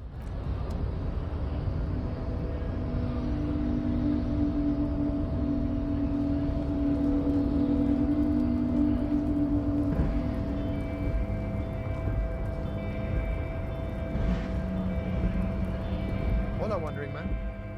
How can I help you? Sorry. Busy surveying the situation. I'm sure you figure something out. Wiretapping, telescopic batons, futuristic circuit bending to infiltrate harbor machinery. Maybe you could even knock that Kowalson crane over using some remote controls. Or calling in tactical air support. You guys have air support, right? Because we don't. We don't have her. I get it. Hush hush about the secret technology. All right, I may have some advice for you on how to deal with Jean-Luc there, out of solidarity to the RCM. It's low in technology, however. First, don't fight him, obviously. Second, get him to share his theory by being subordinate. Admit your lack of expertise. Basically grovel. Maybe that would work. We'll have to see.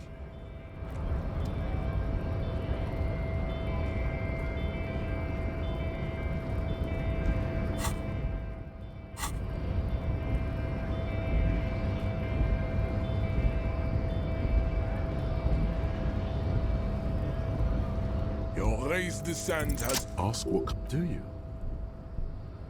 The lieutenant... You are... There are 3. Those... A receding genetic...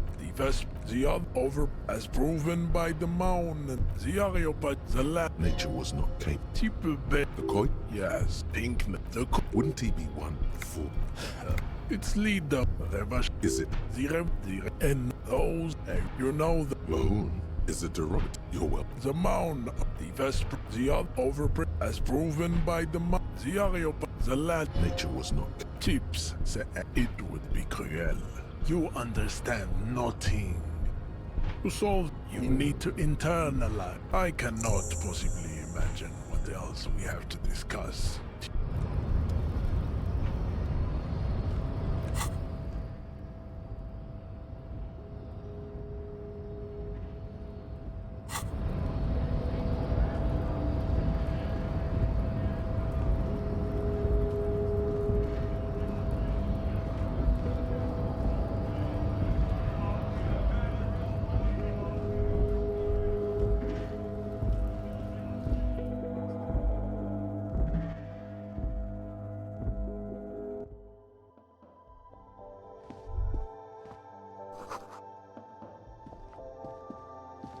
Welcome to Frit. Feel free to look around or something. Everything is out on the shelves.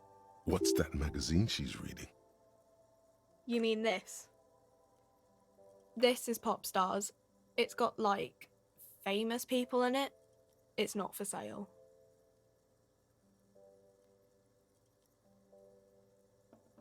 She pops her raspberry-flavored bubblegum and nods. The lieutenant frowns at you before turning to the clerk. I don't know. Frit? I think they think that the extra T makes it funky. The story goes that normal Fritta with 2 T's, a men's workwear shop in Vredefort, was already taken. So when Fritta Retail Inc. grew into a multinational corporation, they had to add an extra letter to avoid trademark infringement. Okay. I'm not really supposed to be chatting to anyone, but... I don't really know anything. I mean, I know it's there, but I haven't seen it, so... Not really. No. I didn't know him at all.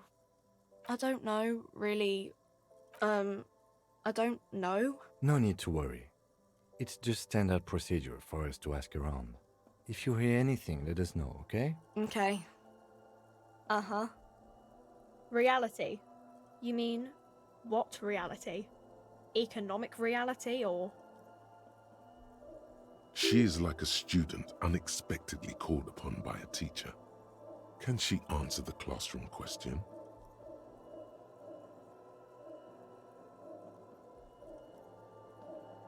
I don't really know anything. I mean, I'm 15. Yeah, that's why I'm working my arse off in Frit. So I guess, like, that's economic. I don't know. What about it? I don't know. Look at the clock. It's right behind you on the wall. The clock shows the time at 10:09. The hands seem to be still. It's apparent the clock doesn't work. Cool.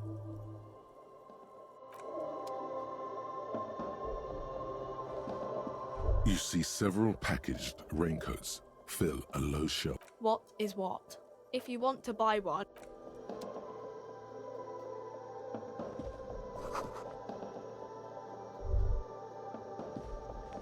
The tear machine stands in the corner. A sign says, 1 bottle equals 10 cents. Oh, that's the tear machine. It's a machine for tear. You know, you find tear outside, like bottles or whatever, and put it in the machine, then it gives you money. You need a bag, I guess. We used to have some, but we gave them all out, so... Feel free to use it if you find a bag, though.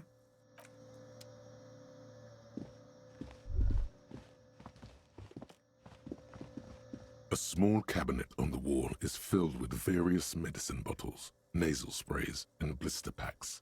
They all bear the Saint Baptiste Pharmaceutics logo. Their logo is the bloodless rose, pure white, untouched by harm. Just ask me if you need anything from Saint Baptiste. We don't stock prescription meds, but we do have Nosafed, Duramine, Magnesium, and Hypnogamma.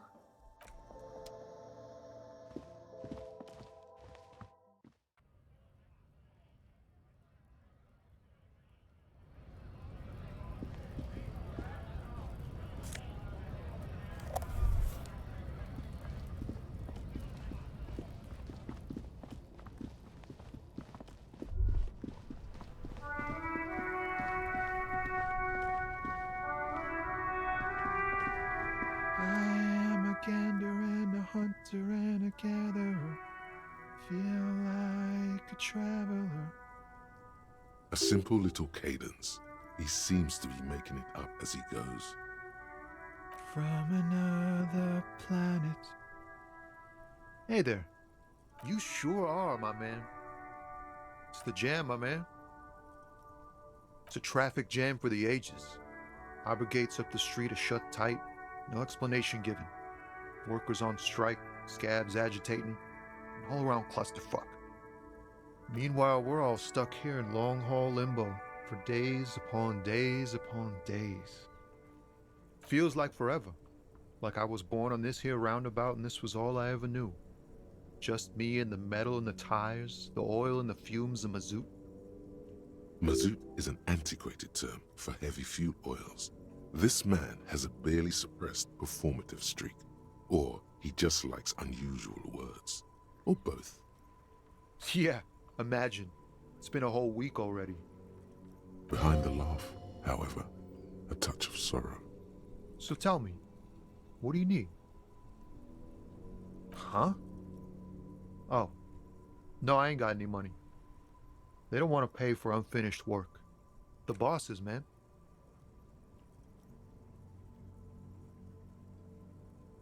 Yeah, it sure ain't good for me. Or you. I'd spare a coin or two for a city cop down in his luck. If I had, say, 4 myself. He ain't one of us drivers. I know that. All accounted for. Otherwise, I haven't really asked about that. Been wasting time right here. It's easy to see he's telling the truth. He's kept his nose out of the dark stuff. The man taps his fingers rhythmically against his arm. Oh, high-grade narcotics, illegal firearms, stuff like that. Time to arrest him. Relax. He's merely joking.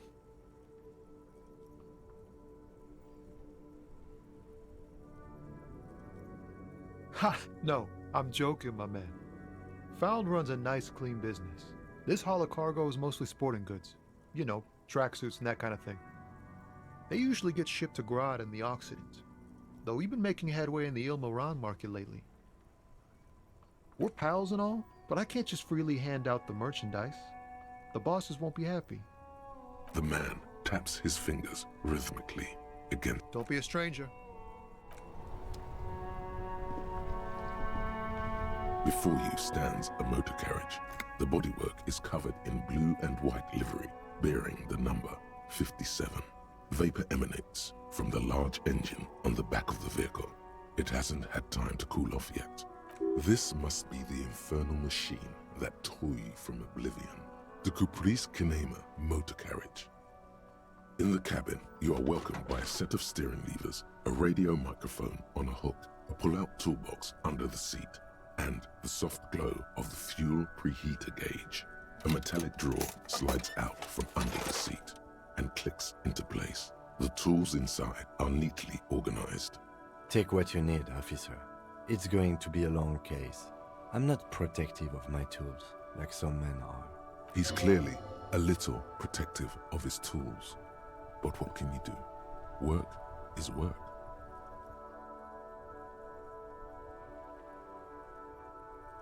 The pry bar feels nice and cold in your hand, heavier than you'd think. Useful for opening all sorts of doors and lids. The handles are long and sleek. Snap, snap go the cutters in your hand. It's robust, weatherproof, and well-made. Police issue, blue. Lets you see things in the dark you would otherwise miss.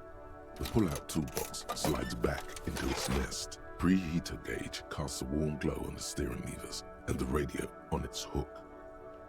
The white suede feels luxurious under the touch, and the metal clutch handle so very familiar in your palm. As you tap on the gauge, the indicator pin jerks as if startled. It's in the large orange sector, indicating the engine is warm. Next to the gauge is a red switch labeled heat. There's no use pressing the heat button. It won't start without the ignition key. Translation: we're not going anywhere right now. Alternative translation: don't even think you can drive my MC.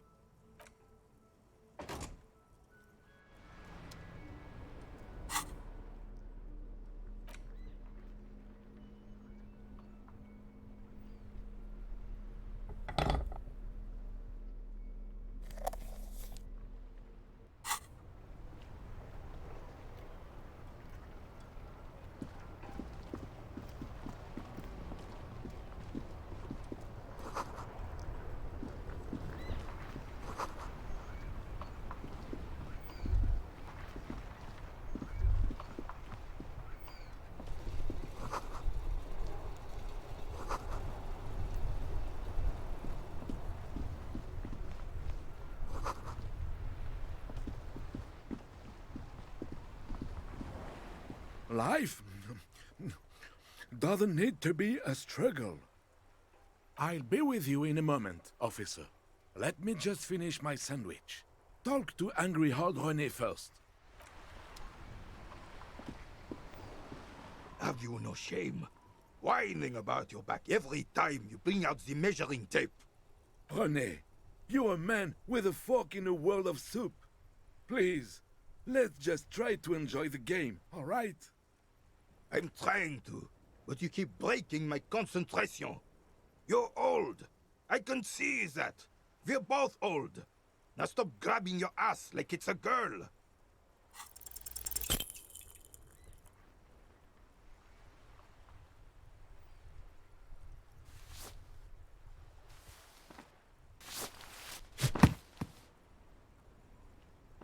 This felt Wrong. Wrong like touching your sister's breast. You threw your sister's breast. Mon Dieu! Good job, officer. That was an excellent throw. Your muscle memory knew what to do and went for it. But there were gaps. It felt like you were going for a thrust or a lunge. There was definitely gonna be tilting. Maybe you scored a point, but this is a fiasco. What are you talking about? You just executed a pretty much perfect pétanque throw. How are you ever going to get the officer's shit off your nose, Gaston? Or even climb out of his ass?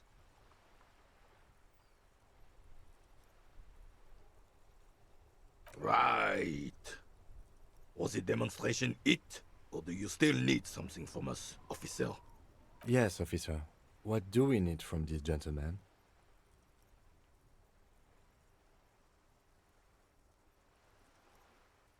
Unfortunately, I don't.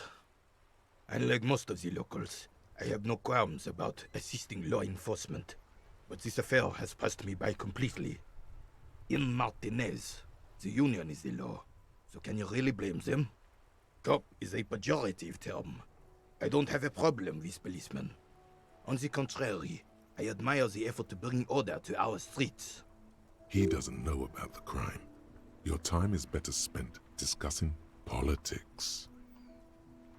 If I knew... 'Tis true, sire. This is a man with a lot of past, but little present, and almost no future. Ah, yes! King Philip III, on his steed.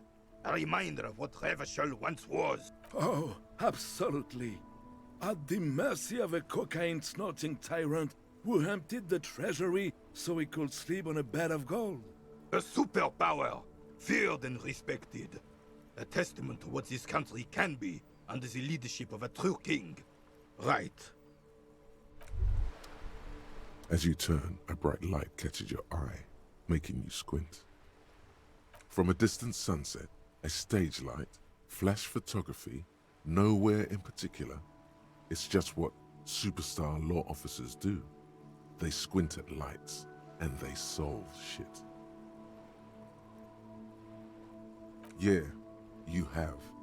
You're a big dick cop, Dick Mullen, Salam Rocky Baye, badass on-the-edge disco cop. Time to recede into a ludicrous fantasy world. Here we go. Camera, lights. With a sudden flash, the world freezes around you, and you along with it. In an iconic monochrome solution, a black silhouette against a rasterized orange world. It's on.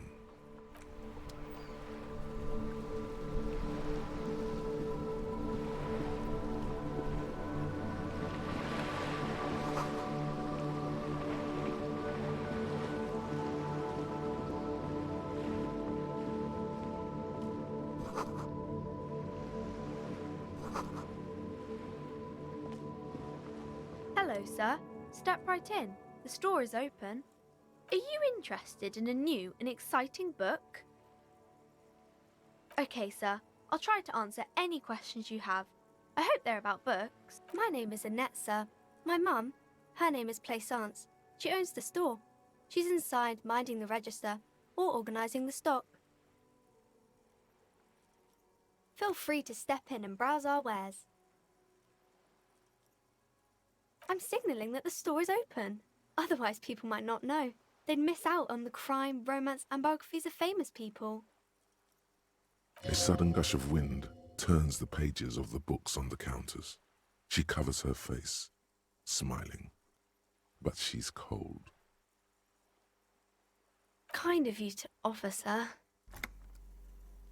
What could you do to help her anyway? Oh, no, sir. I'm happy to help Mum by luring in customers. Besides, I have some hot juice in my vacuum bottle to keep warm. I do my studies at home at the moment. I have to help Mum keep this place running. Mum says it's necessary to do both because it builds character. Mum says a proper worker is dutiful. That's how you get ahead in life. You succeed. Mum says it's peachy. She was a little afraid at first. There's talk about this house being cursed. Behind her, the window has been boarded up. You sense the boards creaking, twisting for a second, and some kind of doubt in her tense shoulders. Cursed in the way that makes them say that no business has ever really thrived here, sir. That they all go... Exactly, but we've been doing fine so far. We can go into the bookstore and ask about the case, but I don't see much more to look into here. Yes. Please do also look at our wares inside. The postcards and board games are there, sir. It does not manifest itself in any way. It does not exist. I liked it better when we were talking about whether it's appropriate to stand out in the freezing weather.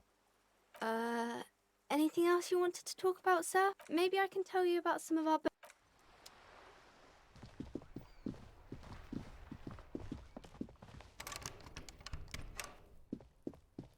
An old call box with a matrix of push buttons lists all the companies in the East Delta Commerce Center. You ring the doorbell. What an ominous name for a hair salon.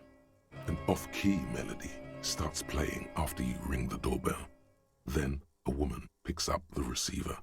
Kuno, please stop calling here. Grown-ups don't have time for your... She thinks you're the gremlin child. What would he say to this? Oh, I'm sorry, officer. I thought you were... But the doorbell is broken, and the bookstore shouldn't even be on the list anymore, so I can't help you. Please don't call here again. Thanks. A single beep indicates that the line has gone dead. All you hear is static, but no one answers the... You ring the doorbell, but nothing happens. You wait for a minute or two, but all you get from the call box is silent. Looks like someone has melted half the plastic off. You hear static from the intercom speaker. Yes, hello. This is Triton Peniel Electric. Have you come to place an order? She sounds almost antique, as if her voice was being played off an old wax cylinder. A receiver must not be working properly. My God. The lieutenant exchanges a look with you. It's you.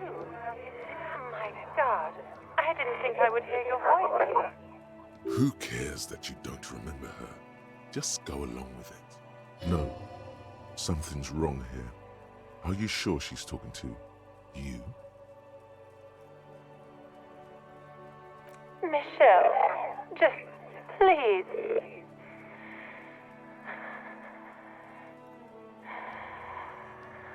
Why did you even call? I don't understand. You've been gone for months. I thought you didn't care. Ever since I came to work here, it's been different. As if my mind's been wiped clean.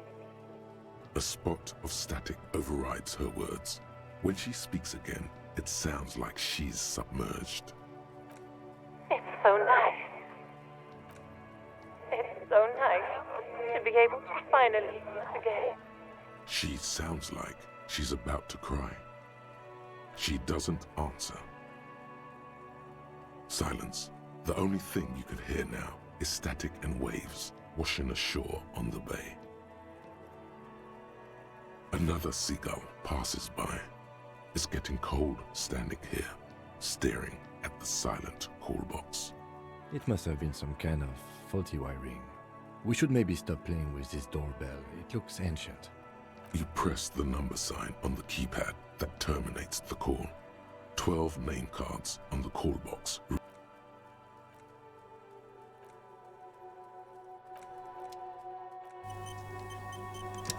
An old call box with a... Whatever she says, it can't hurt you. You're a different person now. Stronger, healthier, and... Alright, maybe not healthier, but it's a bonus that you've drunk so hard you can't remember any of your past relationships. Oblivion's the ace in your corner. There's a light buzz as you press the doorbell, waiting for her to answer the call. It's cold outside, and you can hear the wind blowing into the speaker. Tricentennial Electric. Have you come to place an order? My God. Here come the bad vibes again. Relax. Distance yourself from it. It's you. My God. I didn't think I would hear your voice again. Michelle, just please. Why did you even call? Is this some kind of joke? The voice from the intercom doesn't answer, but you can hear her breathing. Wind blows into your microphone again, crackling and echoing in the box. Ever since I came to work here, it's been as if my mind's been wiped clean. And then it hits you. She tries again not to cry, and still doesn't succeed completely. Real or not, your mirror neurons react. It feels painful to be listening to this. Her sound melts into the static from... This is where you hung up the call the last time, but the recording is... A phone rings in the office with an old-fashioned chime, and someone walks by in a pair of heels. The static is like a warm blanket wrapped. No one replies, but the static grows stronger like rainfall. Then a female voice speaks out, completely different from the one before. Glorious and total somehow, crawling inside your head. Her words are too cold to comprehend. She smells of sodium lights and rain streaks on car windows. Eyes like pilot lights watch your shape in dark hallways, guttering. So... It was a recording trapped in the circuitry from some ancient tenant. This sometimes happens. Shall we conclude here? We have other mysteries to solve. I don't have time to explain it to you right now. Don't take this the wrong way, but during our short stint working together, something weird is almost always happening to you. That is true.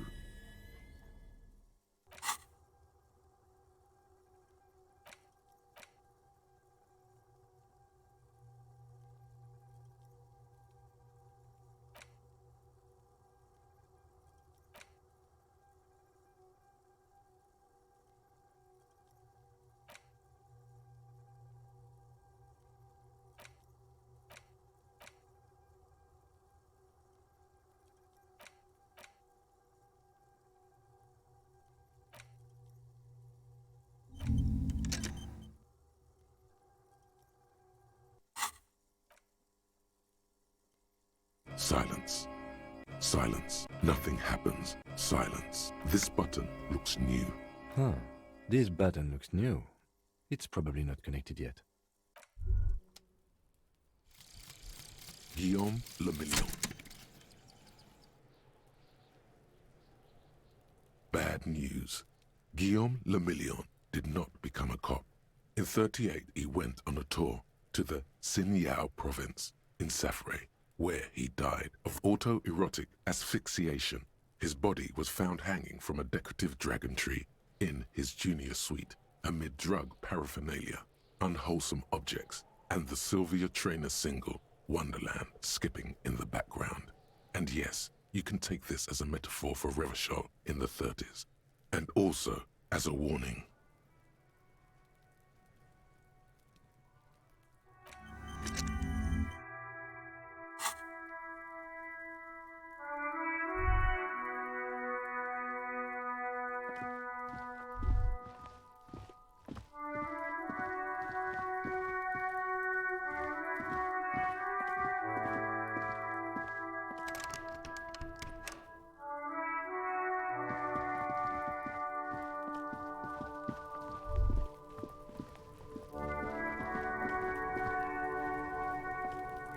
This trash container is locked.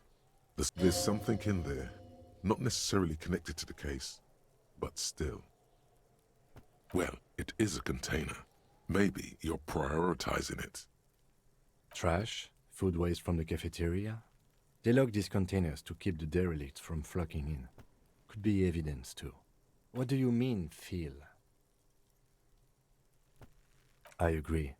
We should get someone from the remote viewers division here. He's being sarcastic. Do not ask what the remote viewers division is. Oh. It might also be evidence. The mob could have disposed of something in there. We could try using a pry bar. The one you took from my motor carriage, or... We might want to ask for a key from the manager of the Whirling in Rags. He probably has one. And he also has information. Force time isn't happening. You've jammed the pry bar under the lid, but it just isn't bending. There's a creaking sound as the pry bar slips under the lid. You hang from it like a moron, huffing and puffing. Clearly the technique is wrong.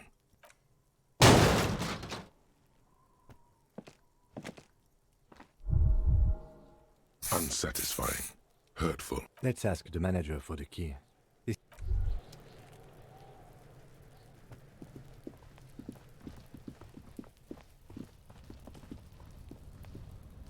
An inconspicuous pile of the roofing material eaten.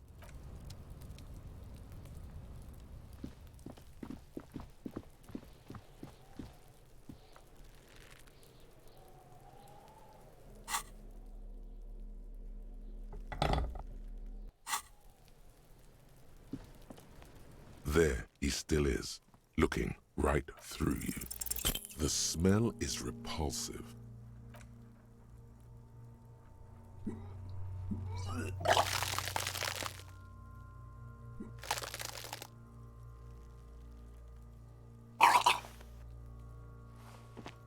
Too late. It's impossible to keep in until a pool of vomit lies under your feet and you'll keep it. The hangover is clearly making this worse for you. You could use some ammonia to clear your head. There's the fruit nearby. Maybe they have some in their apothecary. There's a greenhouse here, and a gardener with a wheelbarrow. Pretty. Acquiring ammonia will provide a modifier to the white check. Modifiers make...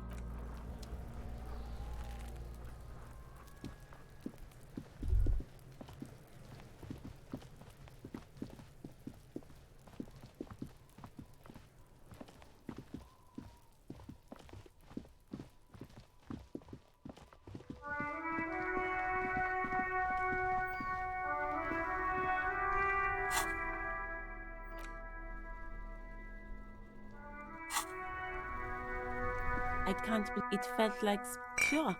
I'm done with it. Go easy on that.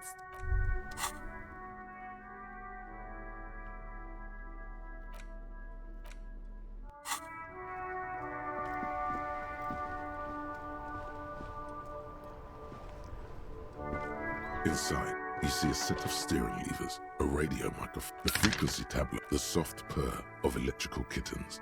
Radio waves cast far and wide over the metropolis. A woman's voice greets you through the static. This is Precinct 57. Hello, Lieutenant. How may I assist you? Hello, Alice. Please assist our colleague from the 41st Precinct here. I'm putting him on.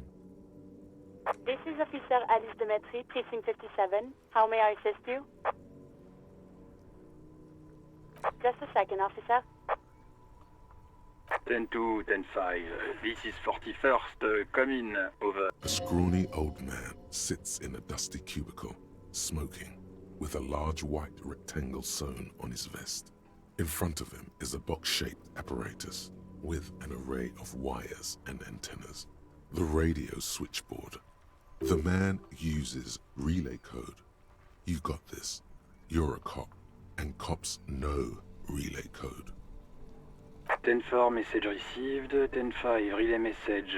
What's your status? Over. 10-18, state your message, sir. 10-9, over. 10-4, message received. This is a very serious situation. I need to 10-22 the captain. Over. Is it him? What does he want? Says he lost his badge and needs to report it. He what? He lost his badge? Who lost his badge? Dick fucking Mullen. Who do you think?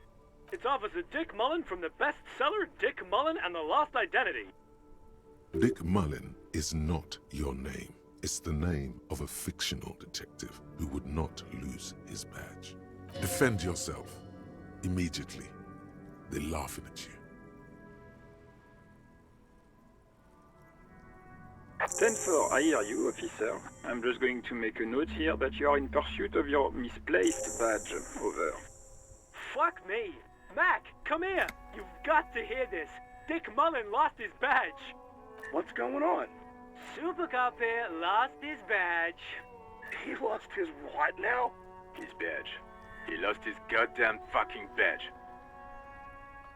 10-9, come again. I didn't get that. Over. New heights even for Captain Sober.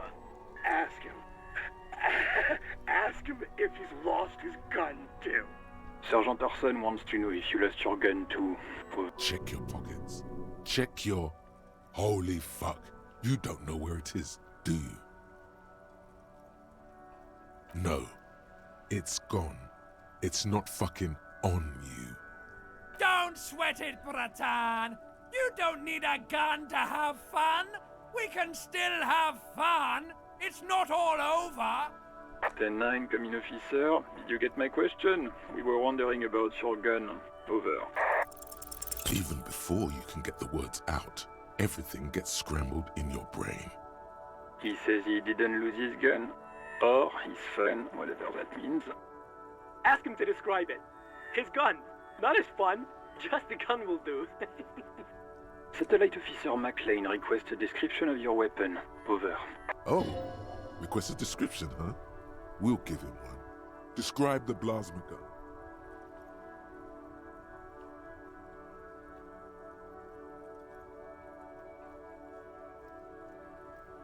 It's a single-shot kill A9.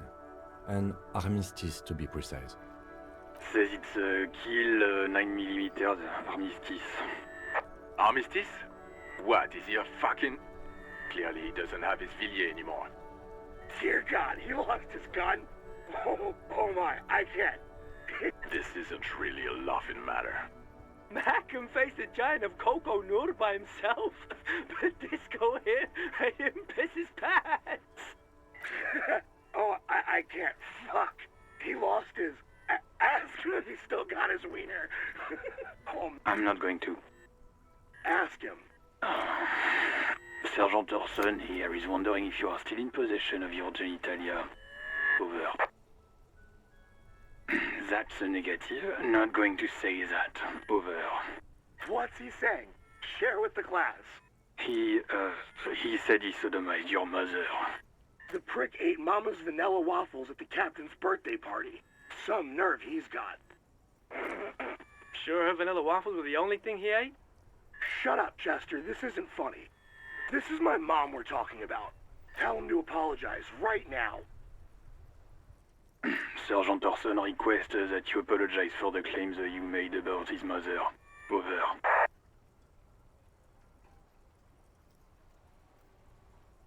He says he's sorry and didn't mean nothing by it. Okay.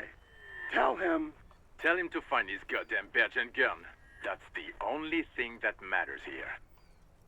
Satellite Officer 10-4, affirmative. Officer is in pursuit of his firearm. Oh God, Officer, do you need further assistance? Over.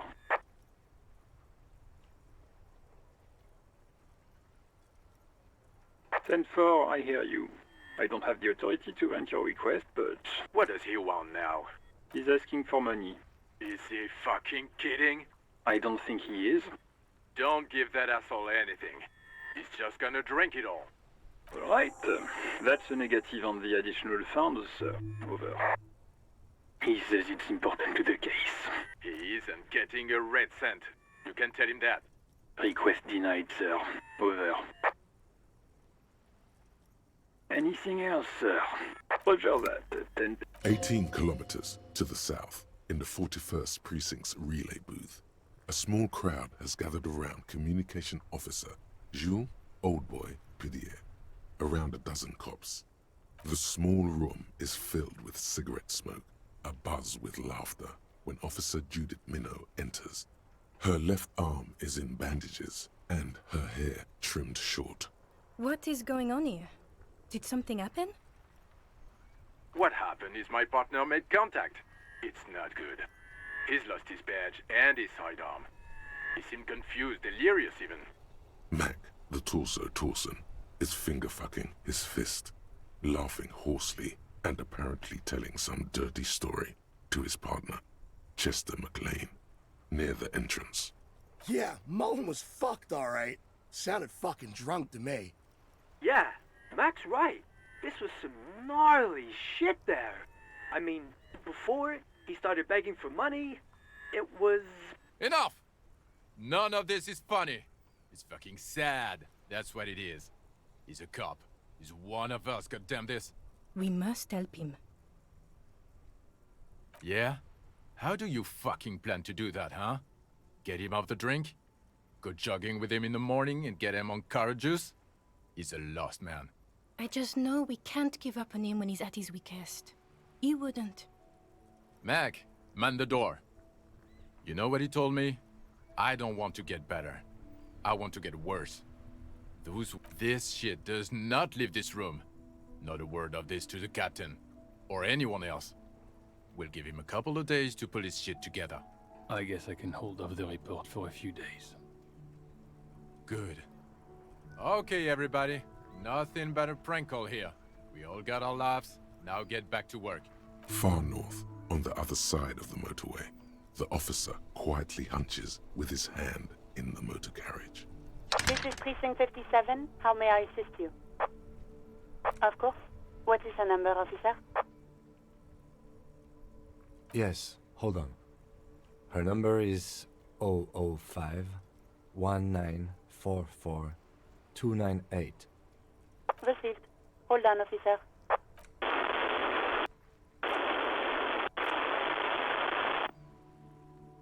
Give it a minute. She might be busy at the moment. Takes a bit to get to the phone. Just wait. Relax. Officer, I have Sylvie Malaika on the line for you. Yes, hello?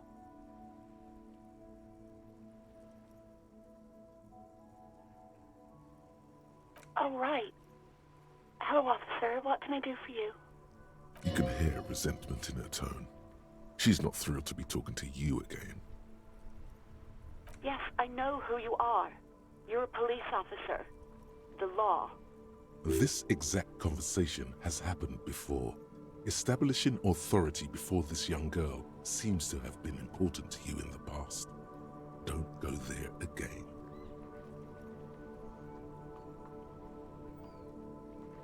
Oh, no, I haven't, sorry. Real policemen have uniforms too, by the way. Where's yours?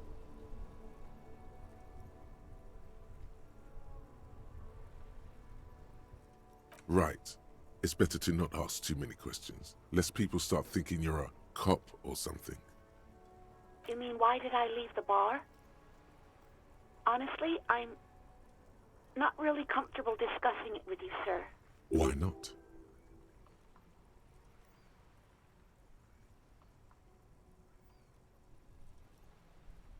What?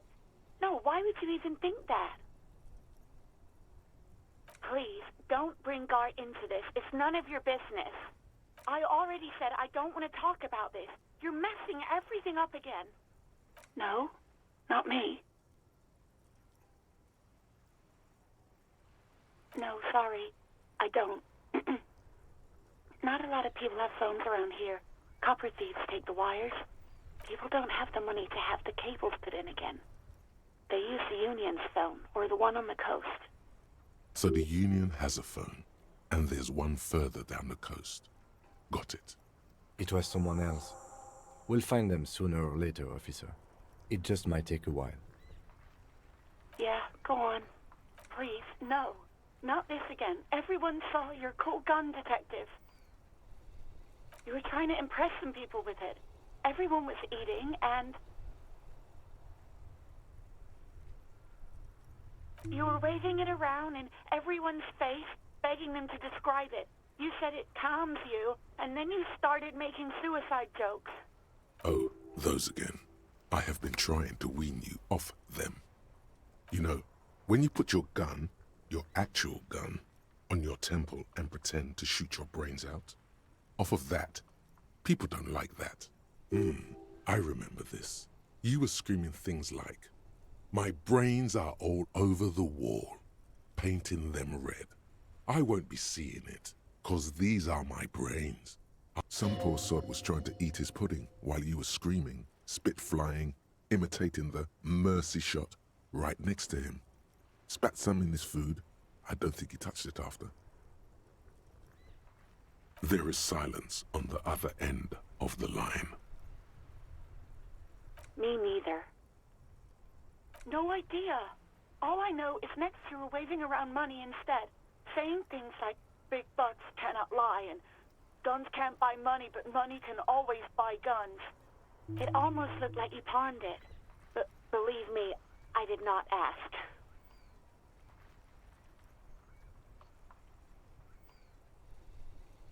I do hope so. Please don't call me again. Bye. No, she doesn't have a problem with you. It must be someone else she's angry about. Some other guy. Like Gart.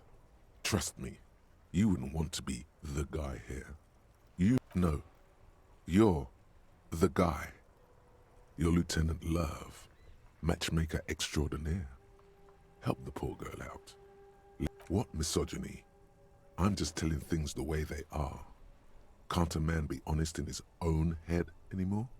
You have to act, Lieutenant Love. You have to calm that hysteric down. Tell it you've got everything under control. Then go and have a little boys' talk with God himself. Think you can do that, Lieutenant Love?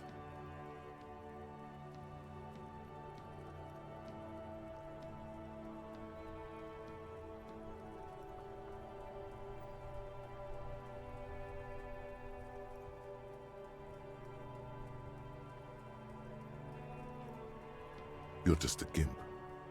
What? You want to be more empathetic? Call was terminated by the other party. Anything else, officer? 57, over and out. In the cabin, you see a...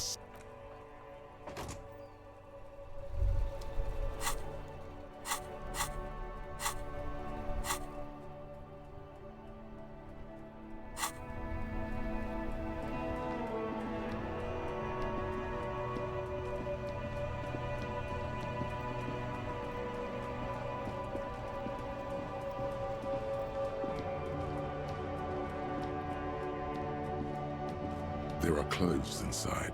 Cheap. Don't be shy. These are premium class clothes. Good quality fabrics, best retro design. Save the economy with your style, officer. Save the economy? That sounds off. Haven't you heard, officer? We've got to be economically conscious. Recycle your cash, keep it in circulation. Don't buy new things. But very cool. You find your hands deep in tattered and faded garments made from weird polyester blends that make your body itch and sweat in all the wrong places. Economical, but also trendy. Look first-hand, buy second-hand. Keep the economy moving. Something cold grazes your hand. Synthetic and sleek. A windbreaker. Surf, it says, but also wind, summer. 100% waterproof. Good choice, officer. Mega sporty. And it's only $4.50 for you, sir.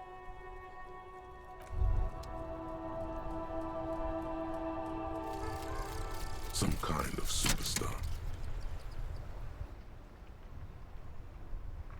They say the world isn't ready for a rock and roll cop. No one wants their state monopoly on violence to be mixed with celebrity worship. They claim to know it would be dangerous for detectives to rise to the ranks of demigods and have sexual encounters with barely legal cover girls. It would be insane, they say. To all this, you say, fuck off and die, in a cool voice. You people have no idea how good these cops are gonna get. They're gonna crack 20 cases a day, In the future, cops will be like astrophysicists, or prime ministers, or prophets. And you're the first one.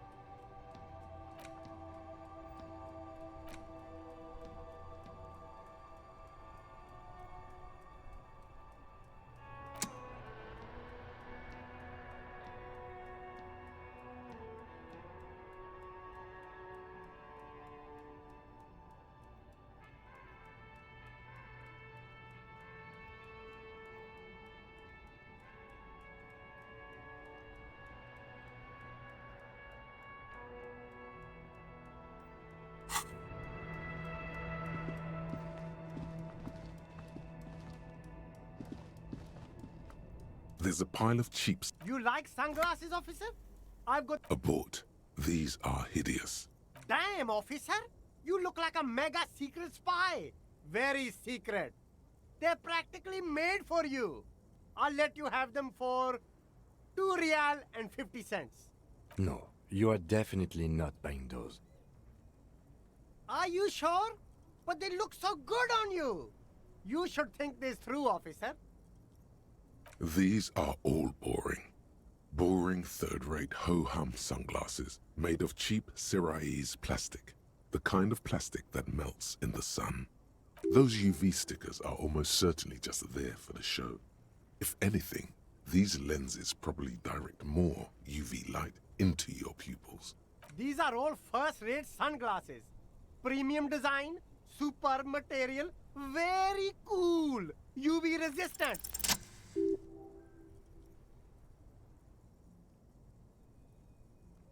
Oh, very interesting choice, officer. Very high culture. This is how a sea monster sees the world. You've become a sea monster. Giant, hidden, and strangely tender at heart. All is blue. Yes, but they also make your soul quiver like jelly. Wow, officer. You look so cool. And they can be yours for a mere 3 real. The lieutenant tilts his head and steps back, eyes narrowed in a thorough examination. You look like a musician. Like a blind musician. But you could do worse. Take them if you want.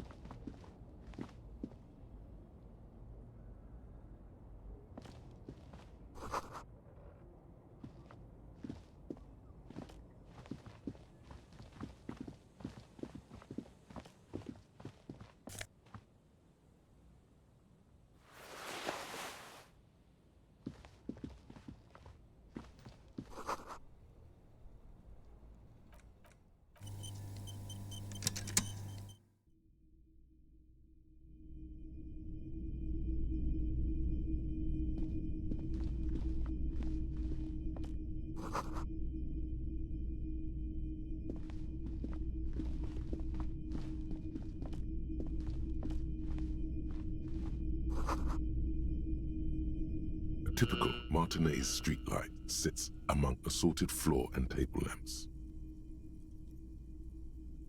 Yes, officer. As you see, it's in perfect working order. It was brought to me to be altered. We are not here to investigate the theft of city property. You have to admit it's rather clever what he's done.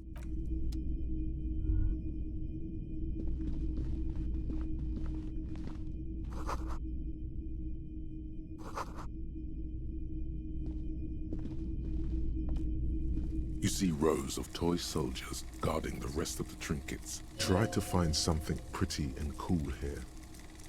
Then use it to win her back. Everything you pick out seems faded, chipped, and sad somehow. Most of them are just broken toys. Yes, this sounds off. You shouldn't trust this guy.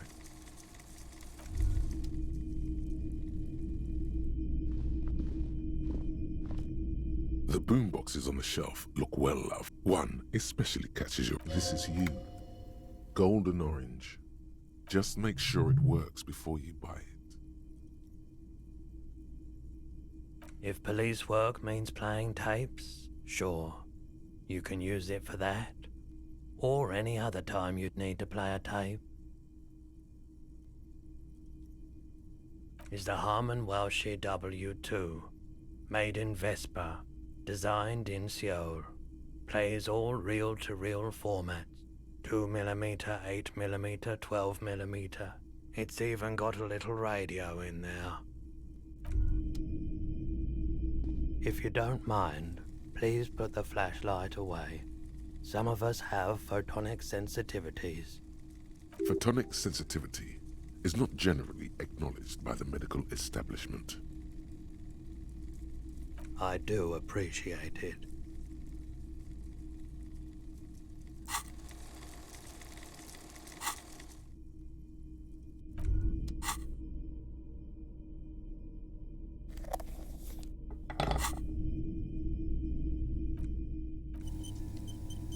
It's not often that I see officers from the RCN. What can I do for you? His courtesy is not insincere, but he prefers being alone with his projector, just watching the movement of light across the walls of the shop. I haven't had any problems myself, though some of my customers have complained about inconsistent law enforcement. Who are your customers usually? All kinds of people come through here. Locals, travelers, people looking for a deal, people looking for a keepsake. As you can see, I have a wide selection of goods for everyone to choose from. It keeps me entertained. Someone else came here earlier today asking the same question. I promptly sold her the gun you pawned a couple days back. This is a pawn shop, and it did feel as if you've met before. Oh God. The lieutenant shifts from one foot to another, alert. You were adamant about getting rid of it, officer. Said you were undeserving of a service weapon of the Revachol Citizens Militia. And I don't like keeping guns around the shop for long. Off the charts photon emissions. The unhealthy kind. He's not telling you the whole story. It seems he's trying to spare you. You weren't quiet yourself, officer. You were very distraught. You said the gun was a threat to your life and that you can't trust yourself with it tonight. And that you need the money. When I said that I don't normally buy firearms, you put the gun barrel in your mouth and sort of sucked on it. Then 15 real. The lieutenant looks from you to Roy, and then back to you. It's clear that he hopes this tableau might still turn out to be a bad dream. It's not, though. This has got to be the most. Wow. There's pity there, too. In case you didn't notice. No apologies necessary, officer. She didn't seem like a policeman, although she kept referring to herself as a pig, which was odd. I found her interest in the gun a bit obsessive, but I was just happy to get rid of it, and of her. Truth be told, she was terrifying. Right, so let me get this right. You sold your sidearm, issued by the Citizens Militia, and now a civilian is running around the streets of Martinez with it? Miraculously. His face does not reveal what's happening inside. You're right that she could cast aspersions on the Force. We have to find her. My apologies, officer, but I have no idea where she was coming from or where she went. A needle in a haystack. There is nothing you can do about it now. You'll just have to hope you luck upon her somehow. Of course. Let me have a look. Anything else you're thinking of selling?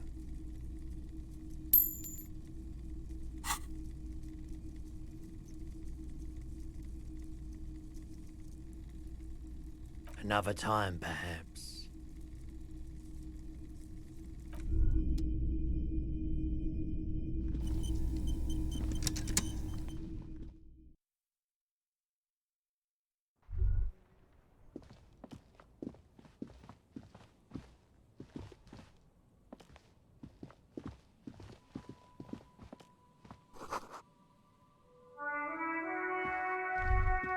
G'day to you, officers.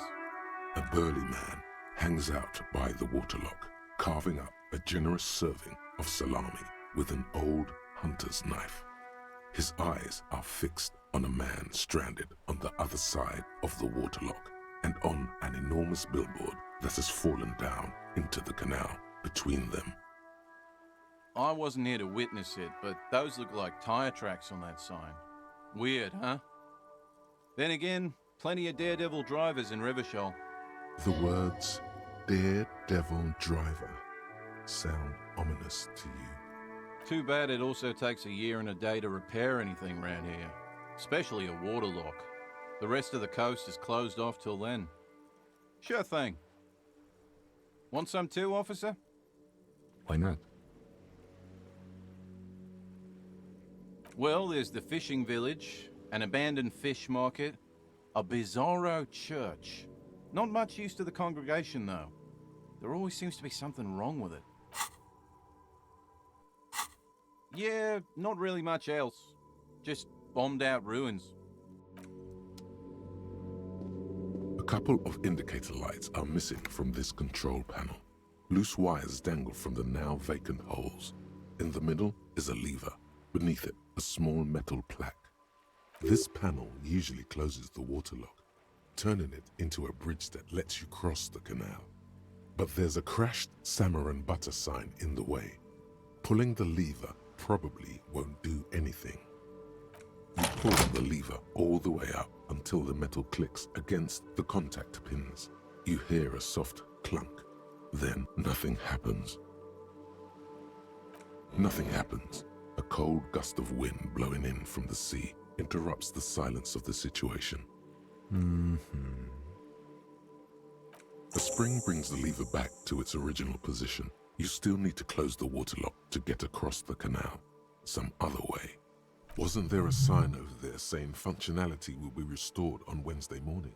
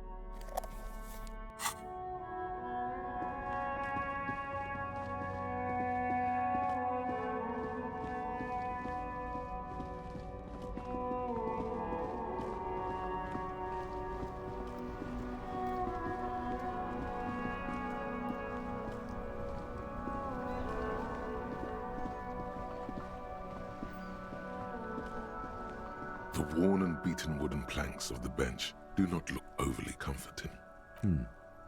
We can sit on benches after we've solved the murder. Let's go. You can revisit the bench if you ever need to pass the time.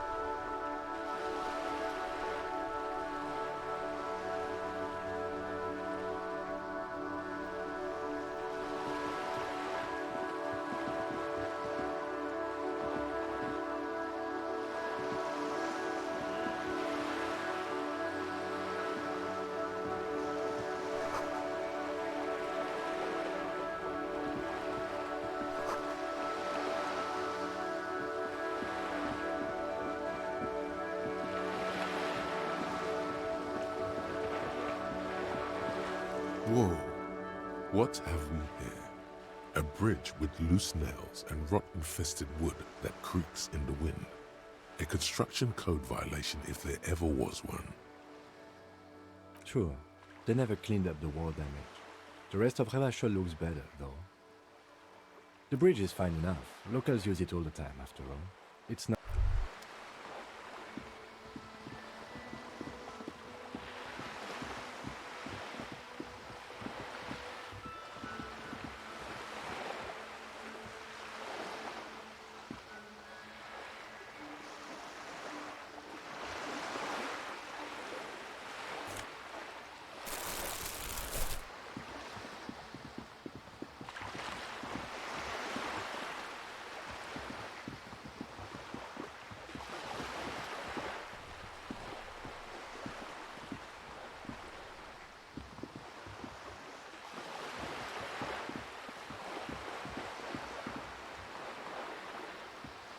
Yes?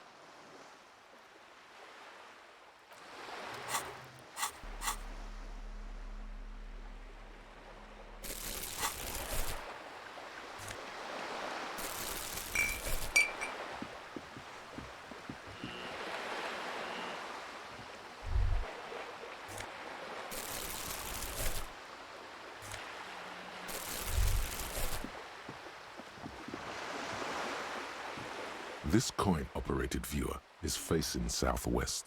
Its coin slot is full of fossilized bubblegum. The metal feels cold and wet under your palm. A thick layer of graffito covers the lenses. You spell out the word Onuk written on the other side, with N and C scribbled backwards. That's Kuno on the lens. Under the graffito, a sea of blues and greys appear.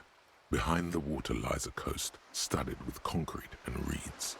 On it, a church on stilts, lanky weather-worn wooden planks, an X-shaped cross topping its tower.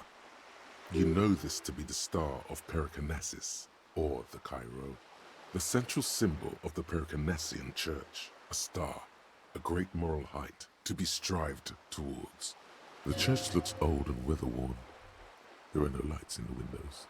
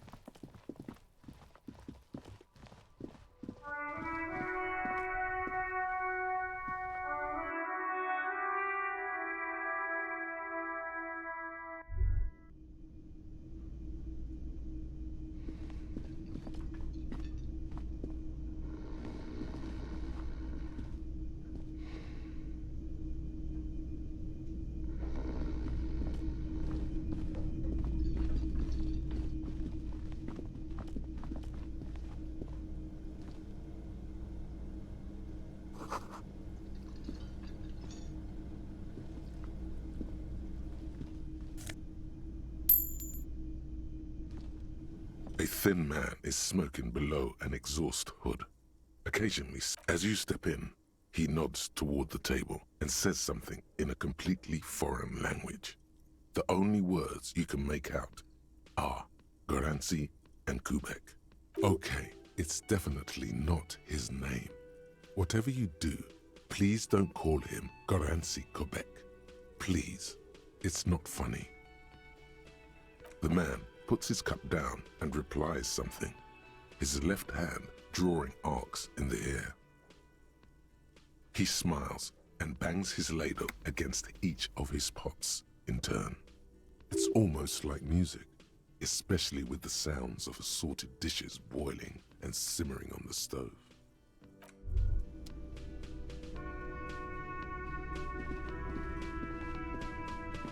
You see a heavy steel door with a prominent dimple lock.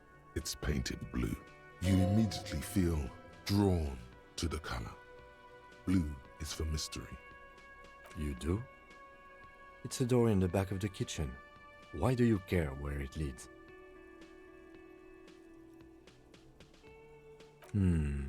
Yes, I suppose it's worth seeing if we can get in. Just to be thorough. As a side investigation. It's hardly a side investigation. You already have a name for it. It's hardly worth a title. Anyway, Gart is the person to ask about this. The cafeteria manager. The door does not, but the cobalt blues, it leads to...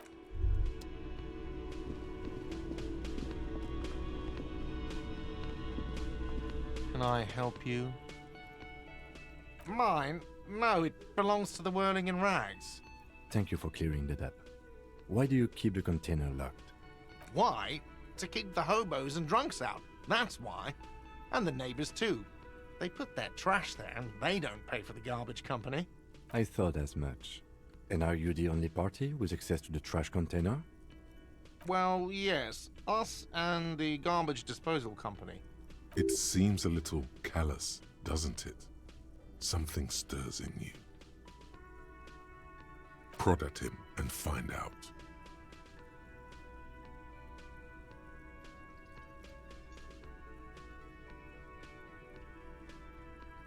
Callous? What are you, Kras Mazov? Almost all establishments in Revachol keep their trash locked. The Whirling in Rags is not special in that regard. Krasmazov, nom de guerre, was an economist and a historical materialist. He was a leading figure on the Grad side of the Centennial Revolution, where he headed the 9-day government. Mazov is considered the father of scientific communism, Mazovian thought. No one was implying you were, officer. What do you need them for? It concerns the case. Please cooperate. Just bring them back once you're done, please. What thing? Oh yes, that door, sure. There's nothing mysterious about it. It's just a door. No, I don't have a key. I don't know how to get there. And I don't care either. It's not like I've been wondering about it for 10 years. It's just a frit warehouse, probably. Wondering about it is, of course, exactly what he's been doing for 10 years. Or some boring storage space with a bunch of old junk and dust. Junk and dust. He's attempting to maintain an air of indifference. It's absolutely not convincing. Fine, okay, a little. But my job doesn't leave me time for wondering about one locked door in one of the cafeterias I manage. So I haven't opened it. I have cleaned the whole place 100 times over, though, after the animals. And I haven't found a key. Yes, not the whole damn union, thank God. They come here in the evenings, dumb, unruly types. He hates the union, but grudgingly recognizes its power over him. So he's directing his frustration at you instead. Retaliate. We should find out who this Lord faction is, occupying the booth. Loudness means talkative, and we need info. We don't. We have to wait. They'll show up. There are these things called days. You sleep between them. He's saying they'll come after you've slept. Just making clear you got that. What? You feel like you should come back to this thing-based questionnaire if you see anything interesting in the whirling later. Hey, psst. Yes, you. Word on the street is you're ready to start building communism again. You keep saying things like, down with the bourgeoisie, eat the rich, sodomize the landowners, impale all people who have more than 25 real in their pocket, literally murder all human beings. Okay, not in so many words, but don't deny it. Everyone can see that. So tell me, do you have any questions before we fire up the big communism builder? Or do we get right down to it? Very well. I guess no one will build communism then. Tell the working man it's over. No objections. It's mathematically impossible to achieve a classless society. Everyone knows this. Anyone? Anyone else? There's no one? There's no one. Okay then, lie down and let the water carry you downstream.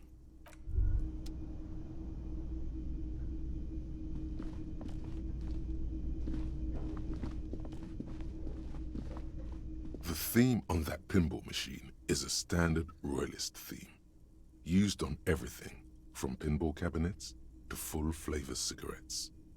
Clinging to a picture book version of the past century, waiting for the king to come back and cast out all the profiteers and homosexuals. Basically, imagine a yellow plastic crown with a liquor brand emblazoned on it. The sentiment is called anti-centennial nostalgia, pining for a time before the turn of the century. It's common even now after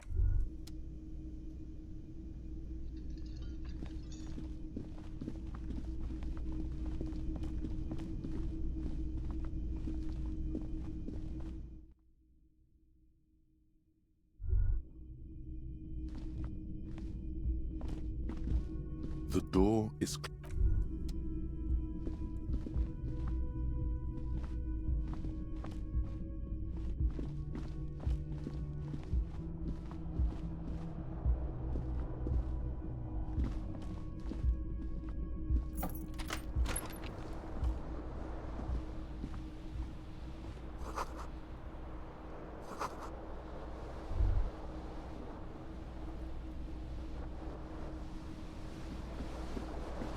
The bed is cold and not particularly inviting, but it's yours.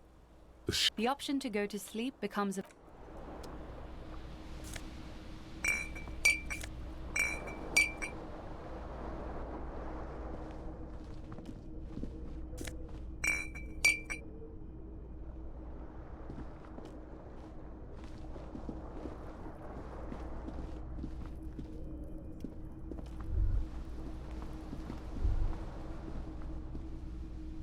A mirror hangs on the bathroom wall. In it, your face, adorned with the expression, your hands, however skillful, can't manage this task.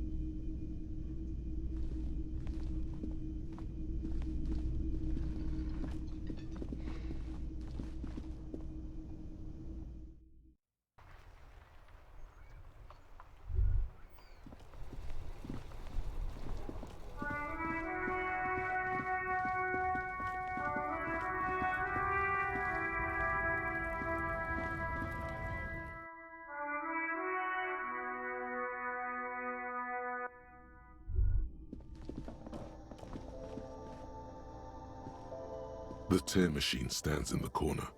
A sign says, 1 bottle equals 10 cents. Your bottles clunk into the machine and the money appears with a satisfying jingle. You're a richer man now.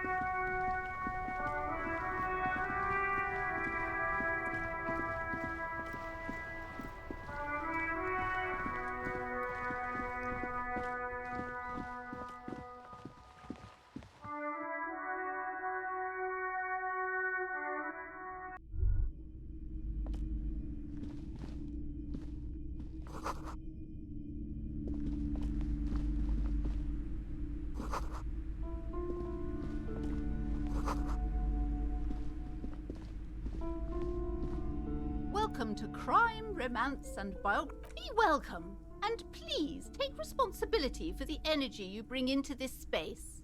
Sir, don't be ridiculous. I certainly will not give you money. I would be doing you a grave psychic disfavor. One has to earn one's success, even if one is a police officer. Handouts are nothing but manipulation. All they do is make you dependent. Certainly there are good things to be said about dependence.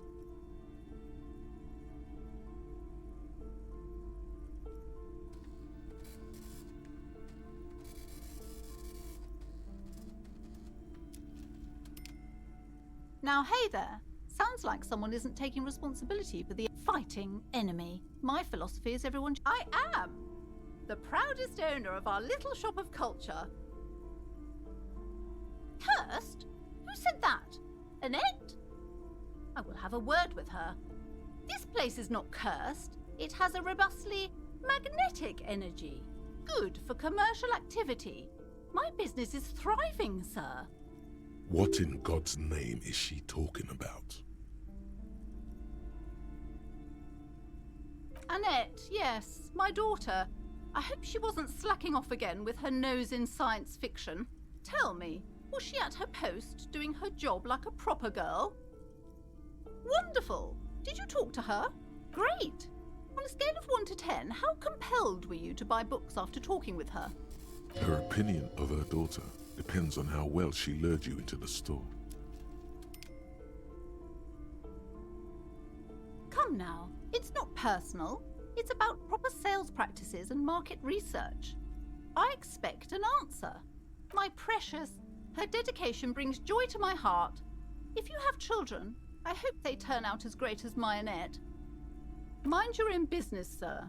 In our society, people don't get to tell each other how to raise their children. It's none of your or anyone's business. Denial is the way she copes with criticism. You must be kidding. There's nothing like that happening. Good, sir. What does a young child do with money anyway? No, I save it for her, as a fund. She's securing her financial future out there. Such criminal behavior would not happen in more developed countries. Those countries will realize they've raised a lazy and spoiled generation. Are we done with the jokes now? Yes, we've had quite enough fun here. The woman before you scans the store.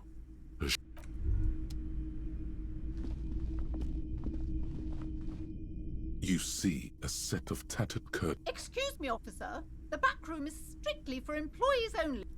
Just as you're about to pull apart the curtains, the petrified voice of the shop owner cries out once more. Sir, don't touch that. I told you it's off limits for the customers. Parapsychologically speaking, we're done if you decide to open them. I won't be held responsible for the consequences. It's too dangerous. No, it's just a storeroom for the employees, I told you. Now please step away from the curtains. Why? It's not like anyone was killed there. I am sorry, I don't mean to be so impolite. Just please don't go there. I can't allow that. You'll only make things worse and unleash the powers. Thank you. What are you, a coward? Talking is always good. Go see what she has to... There is something mysterious about the curtains. You see a tattered set of curtains and a polyhedron-shaped cage-like trinket.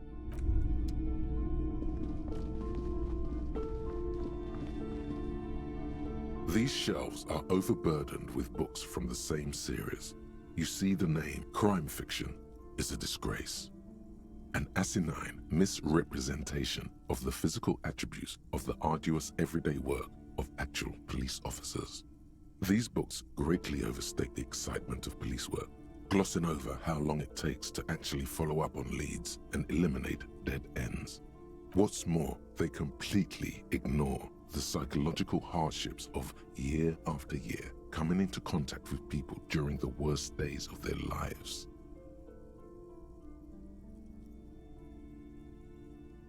Not a single mention of all the stress this work creates upon the officer's family. Detective fiction shelves filled to the brim with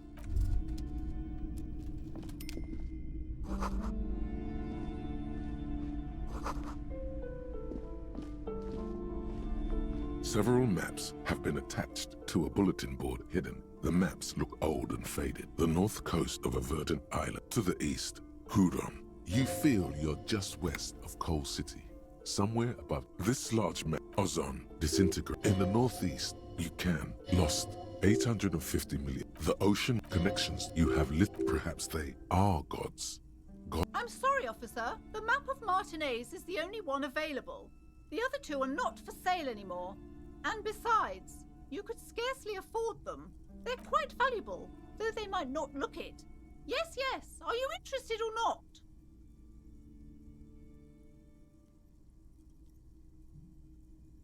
It's not really a map. It's a tourist thing. A picture postcard with buildings on it, drawn from an isometric perspective. A date in the upper right corner says 48. Still, it's detailed. Could be pretty useful for scouting ahead. You see the jagged boxes of an industrial harbor, even the whirling in rags there. Always good to be informed of your surroundings. You've acquired an interactable item. Investigate this item further by going to the Interact tab in your inventory.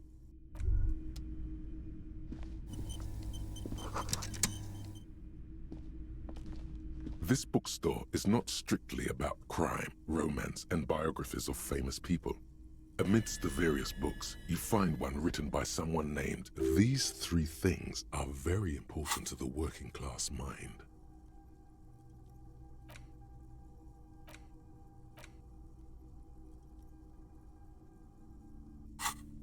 The point of the book, and many others on this shelf, is to give people. It serves platitude, wholeness. When it's up to your mind, the book features chapters. This is just mundane garbage. What's even paranatural about it? The throbbing in your head increases with every passing moment you gaze at. Suddenly, as if out of nowhere, a small green book becomes apparent.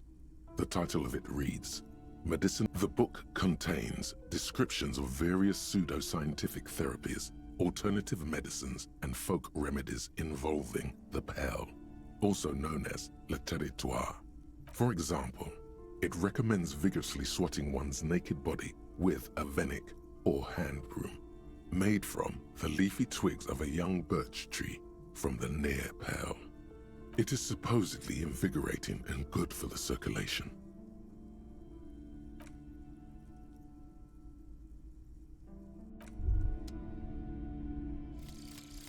Lonesome, long way home. Here we go. Home awaits. Walk past Station 41 and through the market, past the Boogie Street spearhead to the other side of the lake, the frozen eye at the center of the district.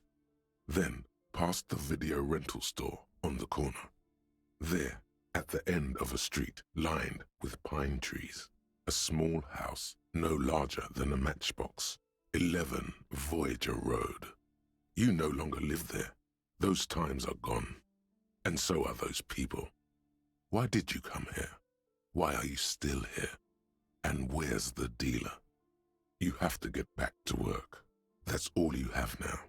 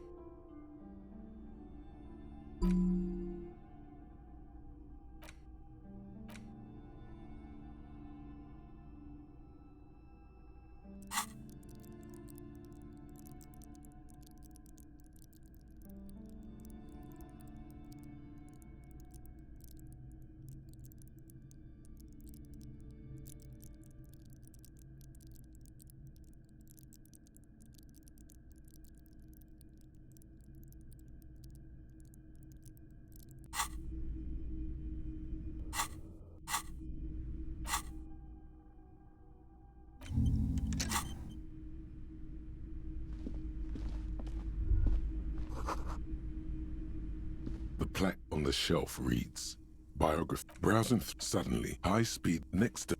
I really I'm sorry. I did not mean to rush you. You are browsing. Go ahead. Take your time. Time is commerce.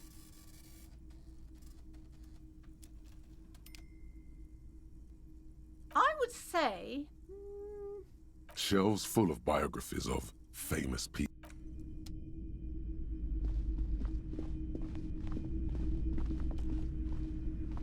Hello again, esteemed officer. And well, I already told you. It's just a storage room. Just let it go, officer.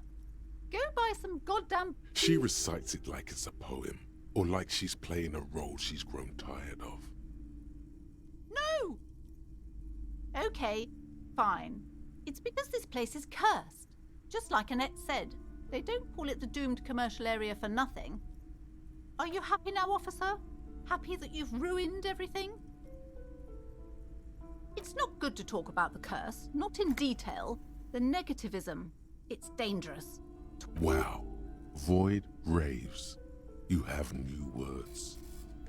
Yes, I've contacted numerous parapsychologists and even a pair of Simonese mediators.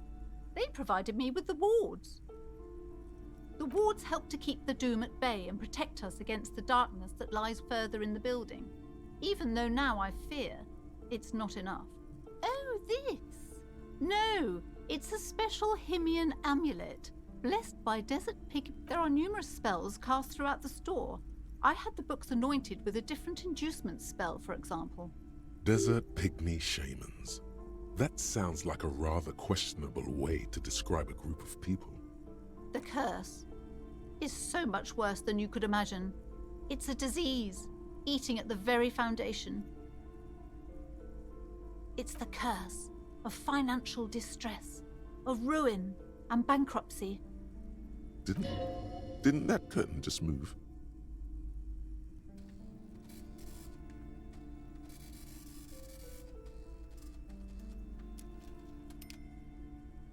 Everyone knows that all the previous companies in this building have sooner or later declared bankruptcy. And there's something wrong with this building, I can tell you. Ever since I arrived. Sounds familiar. Truly so? Perhaps the dark energies are leeching off you. You shouldn't stay in the store too long. It may be dangerous. Most certainly not. I don't want anyone who's not familiar. My liege, you know what this case calls for? A para-detective.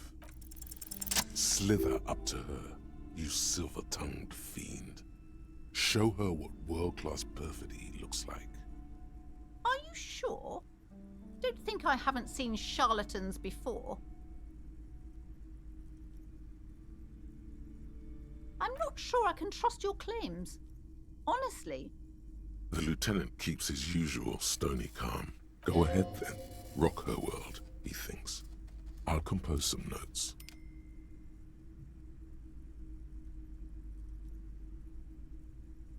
How do you know all this? Here we go. I should have realized. A pattern lies within the fabric. The hand of fate guides us. Our meeting couldn't have been mere chance. Perhaps you truly are the one to deliver this woman from the doom. But I am not the only one at risk. I have to think of my daughter. You are certain you can help us? Keep us safe? If you promise, good officer, then you might be our last hope. Do you swear it? Thank you, sir. There's one more thing I haven't told you about yet. The entity. Do not act surprised. You know of these things, sire. You have? The entity takes the form of a woman, a witch probably. I've suspected that she must be connected to the curse ever since I first saw her. Did you know that she lives inside the chimney? No, this chimney is part of the building's central furnace, and it's enormous. She has barricaded herself behind some metal security curtains. God knows what she's doing there. Some unnatural magic, I assume. You should go find the entity and ask what happened to all the companies in the building. What is the source of this curse? Here's the key to the warded door behind the curtains. Take it. Oh, and please do return to me after you've looked round. I'm quite anxious to know what she has. Unbelievable darkness and ruin. What you discover? Probably.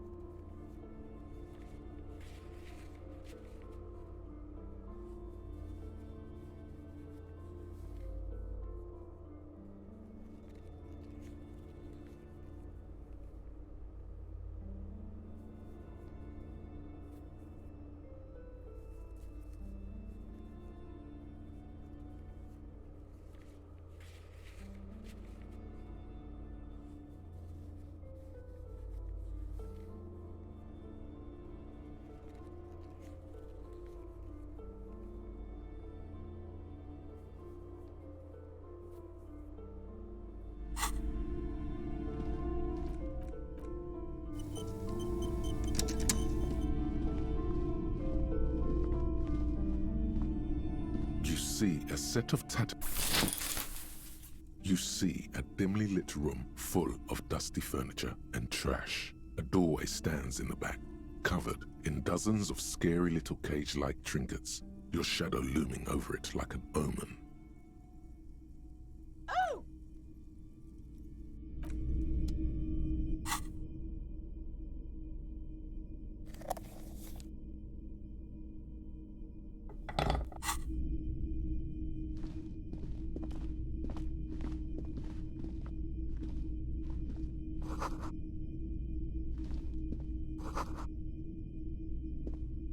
A heavy door with a missing handle. After exerting some force, you manage to turn the key.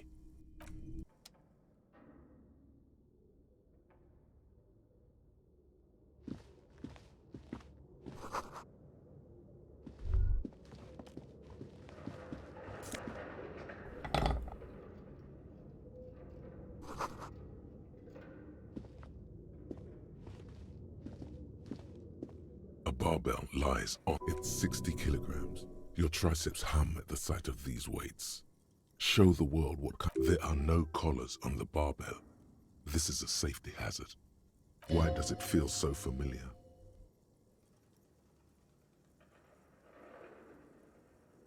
You're right. The weight may fall off. Better not touch it then. It would be a violation of EPIS safety regulations if the gym was still operating, but it isn't. No one's supposed to come here anymore. No, it's not that. It's the stale smell of rubber, the squeaky sound of sneakers, your bruised knee against the mat, and a whistle. Then the feeling is gone. It's just a memory.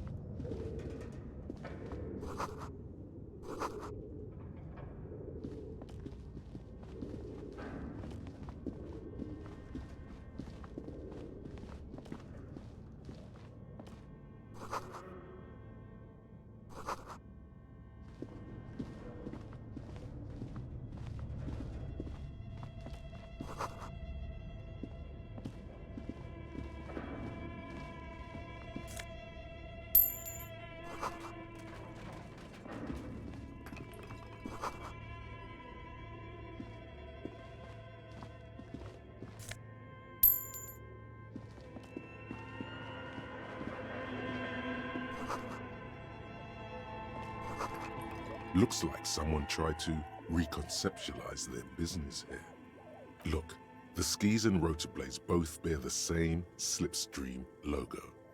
It seems likely that they started out making one, failed to turn a profit, and then pivoted to producing the other. That's a good question. Reality is ruthless.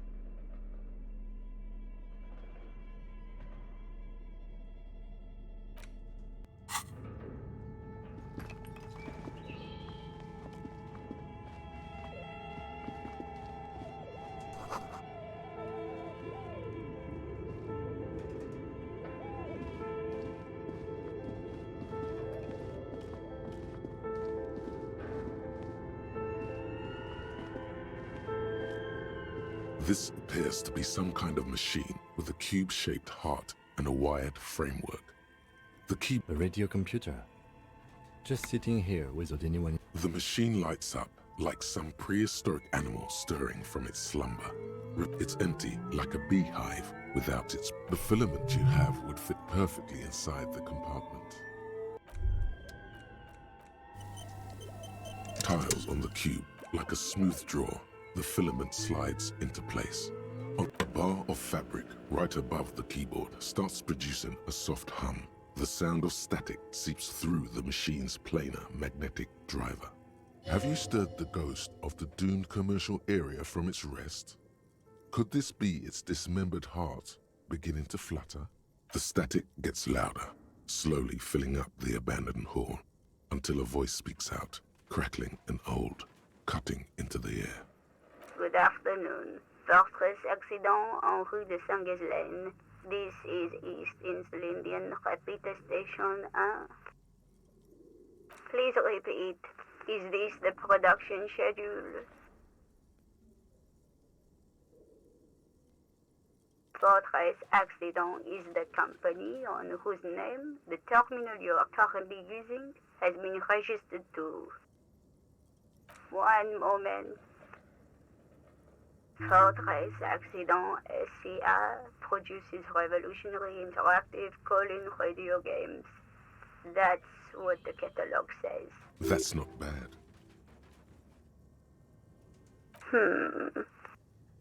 Any other questions? The filament you have inserted into the reader. That was a question. Have you inserted it into the core? Good. Please repeat the password. Password? Of course it would have a password. That's why there's a human administrator involved. No. A hint system is not part of the protocol for repeater stations. Still no. Received. I will register this login attempt. Don't worry. Passwords have a way of turning up sooner or later. Fortress Accident. Is there anything else I can... Yes, I am alive. I am 74 years old and my name is Yvonne. She repeats passwords. Programming people are all paranoid. I work as a repeater at the East Insulindian Repeater Station. It's my job. As for me, well, I am sitting in my cubicle. Doesn't it get lonely? Sitting there all by... Lonely? Why would it get lonely? I get to talk to people all day. That's why she does this. Now, please tell me if there's a thank you and... Tiles on the cube are still smoldering. Nothing happens.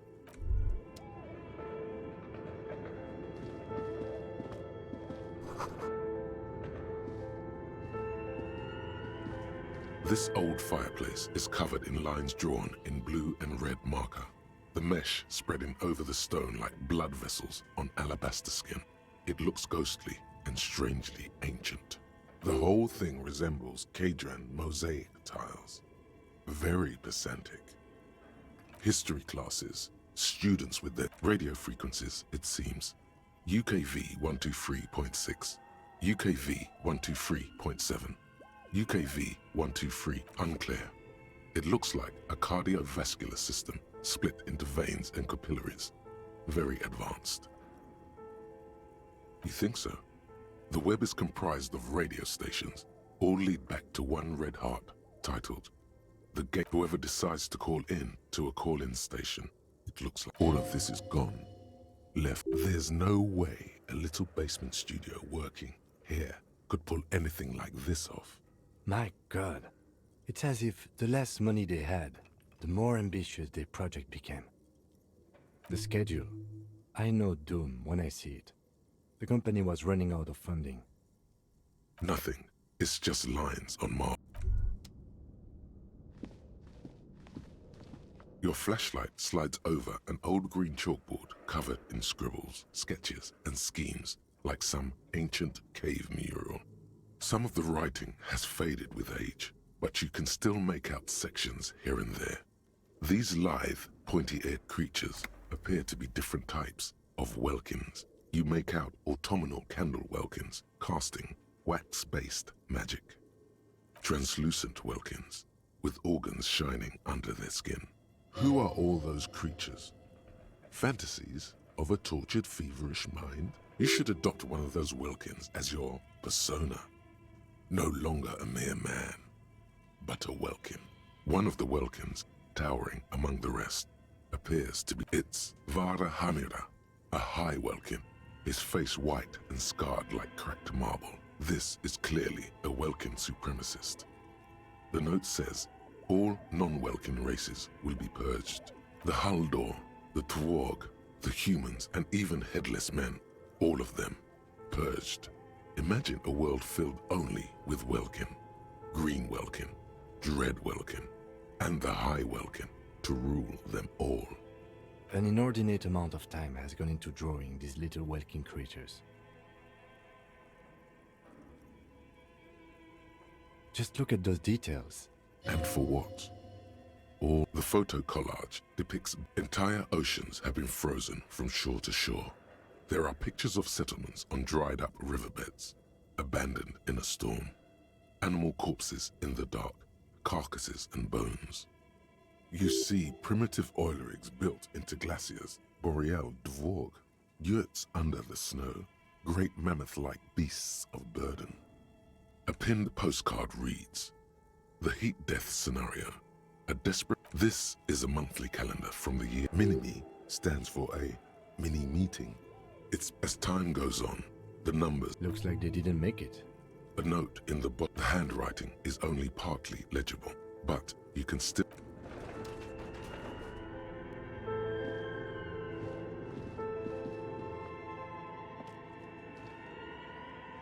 Okay, what do you think is going on with that computer, chalkboard, and fireplace?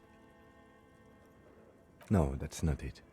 It looks like one of those popular pen and paper role-playing games. Only these people were trying to automate. Utter madness, he thinks, as a compliment. No idea. They stopped filling out the schedule on the Indeed. Super. Not too much. Not. But I don't think it. Through Colin's standards, the game Indeed. It's ambitious and untethered from reality, but...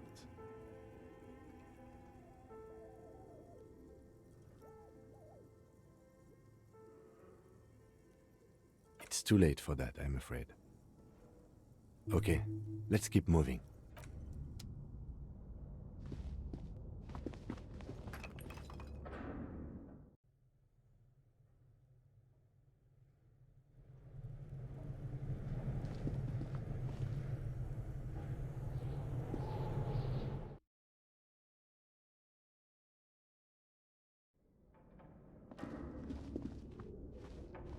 Tiles on the cube are... The filament slides out of it.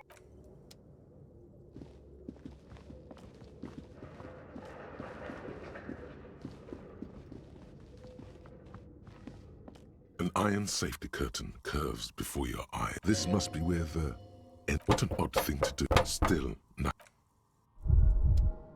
You feel something in your chest. An unnatural pressure. It's spreading to your left arm. Very bad. There's no cop suffers.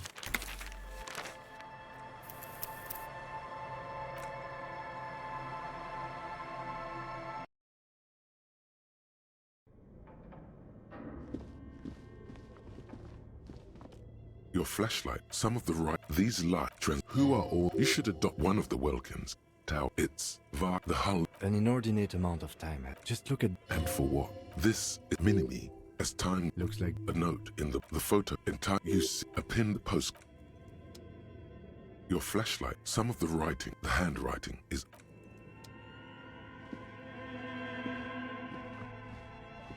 This old, the history clock, radio freak, unclear. It looks like, perhaps, the web, whoever all of this, there's My God, the schedule. Nothing.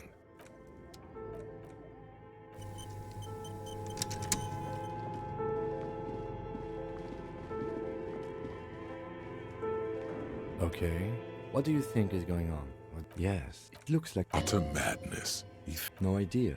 They stopped not to mind. Not. But I don't think through Colin Station. Then there's the game map. Indeed. Super cool. Indeed. It's too late. Okay.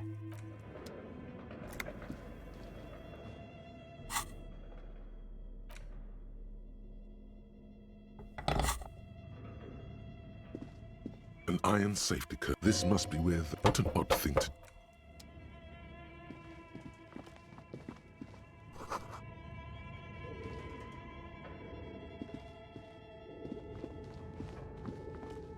As before, still nothing.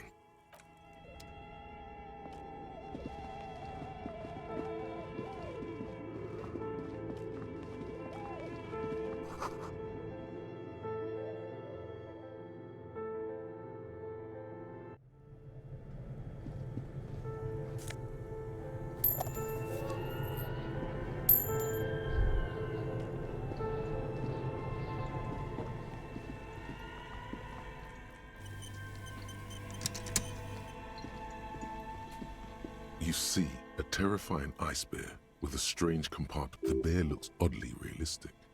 Is it taxidermy? A gust of freezing cold air rushes to greet you. You hear a low grumble as the bear regulates itself. This is the inside of a refrigerator. The lieutenant takes a peek inside. His hand has found the holster of his gun.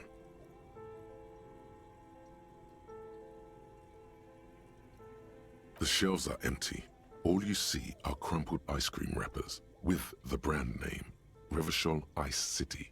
A handwritten note has been attached to the door. You pocket the note and the little fridge magnets keeping it on the door. A friendly cartoon bear. Good question. It looks like an ice cream fridge. I know. What an unfortunate marketing. What is even worse, the bear is still costing them money to this day. The fridge buzzes.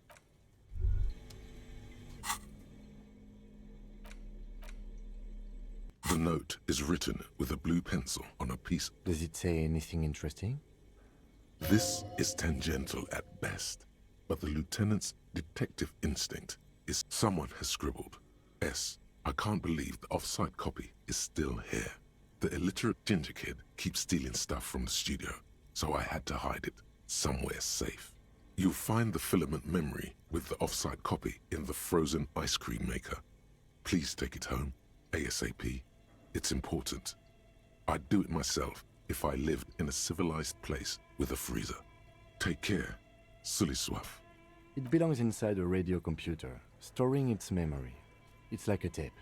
You listen to disco tapes, right? It's like one of your disco tapes. I don't know. I assume it's somewhere close to the ice bear fridge. The worn map features the patch your finger moved. Finally.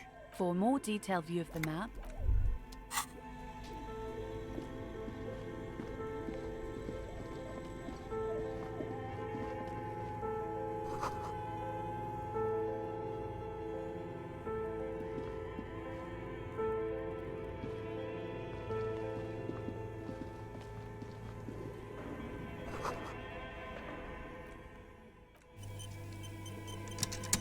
A thick layer of coal dust covers the furnace, coloring it pitch black. Looks like this furnace has a face, and it's a face of agony. It's dark and grimy here. In the darkness you can... What are you doing?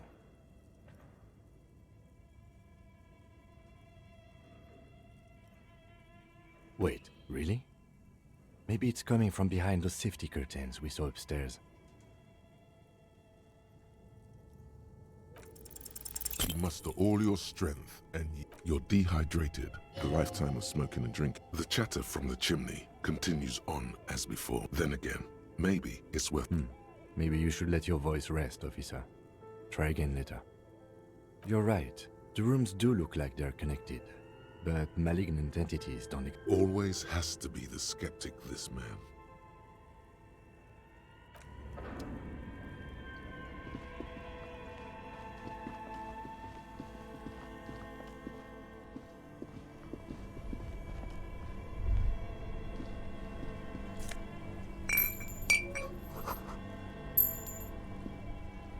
This orange machine is buzzing like an old submarine. It has a hand-cranked ice cream churner on top and an electric freezer that turning the crank feels oddly satisfying, like stirring your childhood dreams. It's all gone now. You'll never become a poet or an entrepreneur.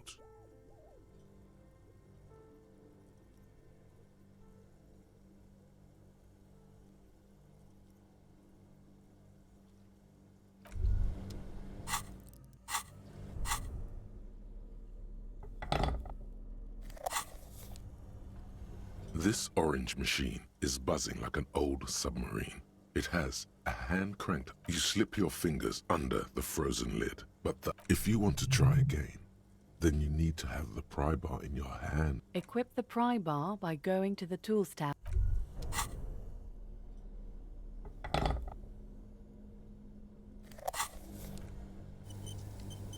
This orange machine is buzzing like an old. The ice squeaks beneath the pry bar. You see the pry bar's metal handle bending. Yeah, well, that's a good pry bar. I'm not criticizing it, but this ice cream maker is frozen shut. I have no idea, officer. Sooner or later, you will stumble.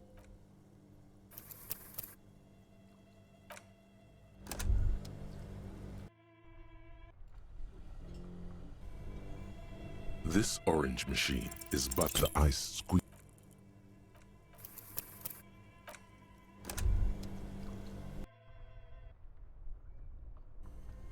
This orange machine is the ice.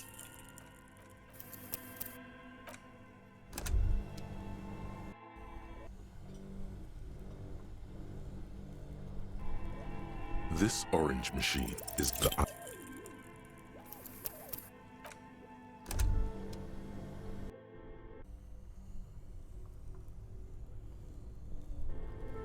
This orange machine is the ice.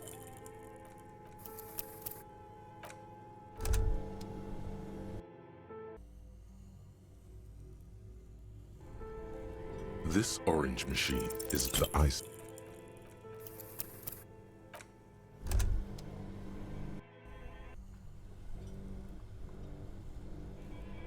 This orange machine is but the.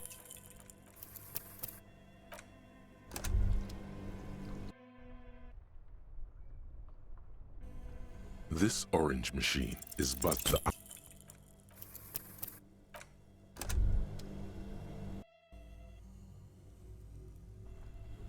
This orange machine is buzzing like an old sub. The ice.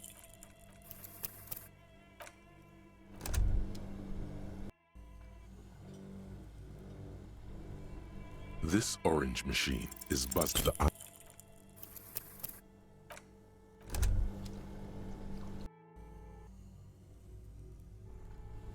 This orange machine is the ice.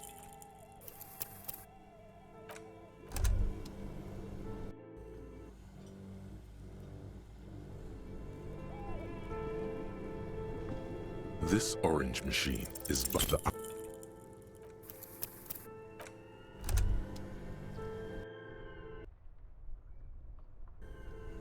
This orange machine is buzzing the ice.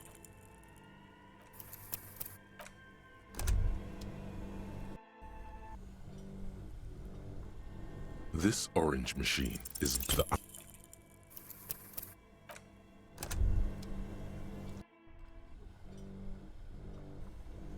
This orange machine is but the ice.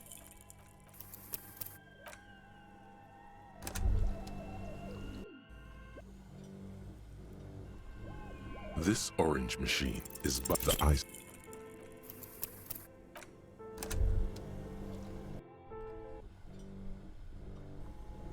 This orange machine is but the ice.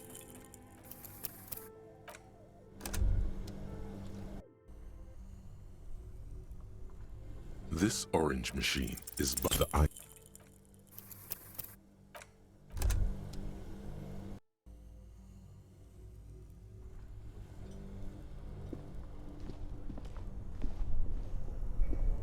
Two cables are plugged into the breaker box.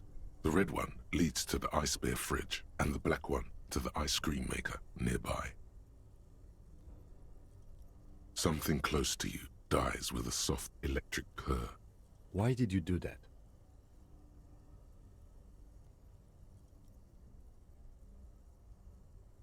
The lieutenant raises his brows, but doesn't say anything. An electric sizzle. The room. This orange machine is dead still. It has a hand-cranked ice cream churner and an electric freezer. The ice.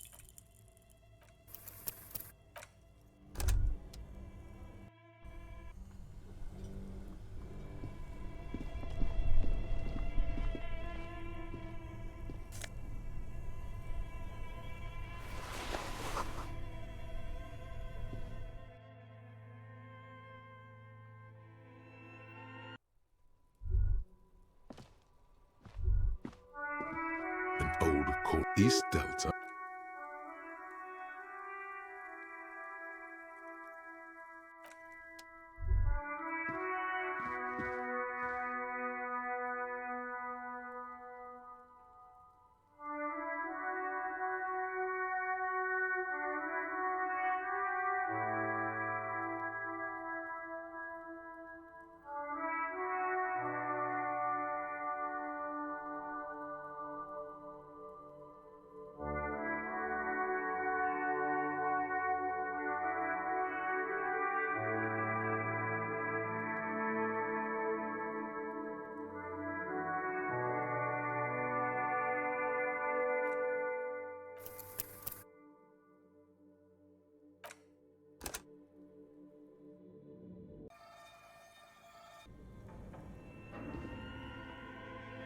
A thick layer of looks like this furnace has a face. A lush layer of you feel the spirit of Ramut Karzai, ancient hero of Grad, pulsing through you. All that 3 dangerous stripes appear on. What are you doing? Please wipe your face. No, you're a proud warrior. Keep it. You can feel your cheeks turn red. Thank you. So, where were we?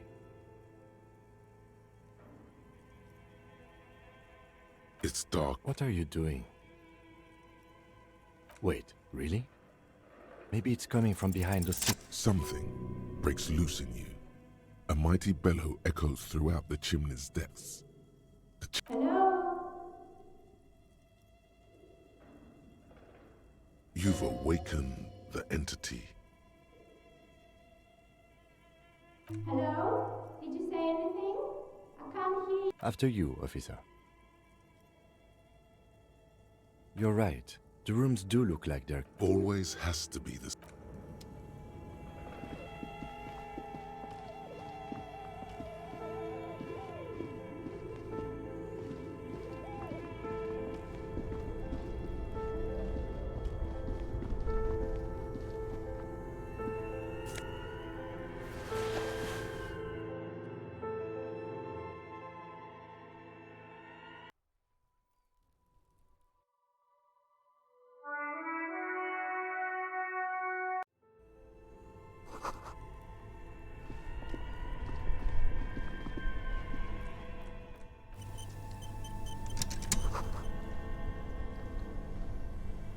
This orange machine is buzzing like an old submarine.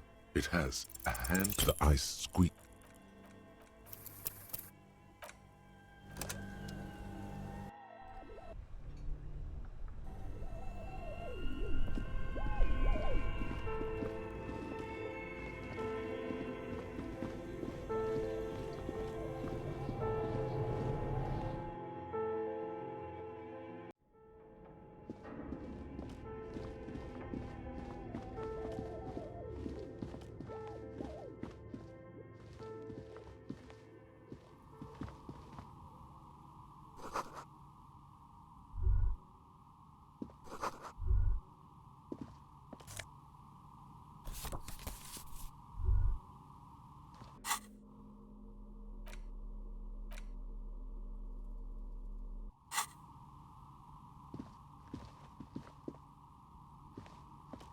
Hello, I'm Nia. Did you try knocking on my window? I must have missed you. I've been listening to my Milius. So what kind of die are you looking for? Could this be the malicious entity? Perhaps it's wise to go along with this masquerade. For she's got a direct view to the backyard. You should interrogate her about the lynching.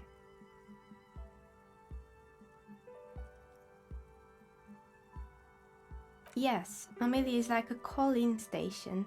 You need a two-way radio to access one.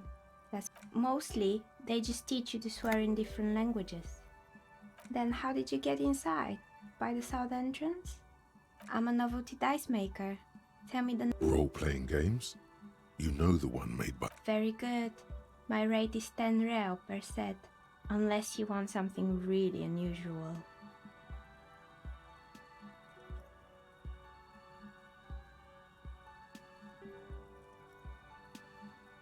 Take a look around and see if... It almost looks as if no falsehoods are present.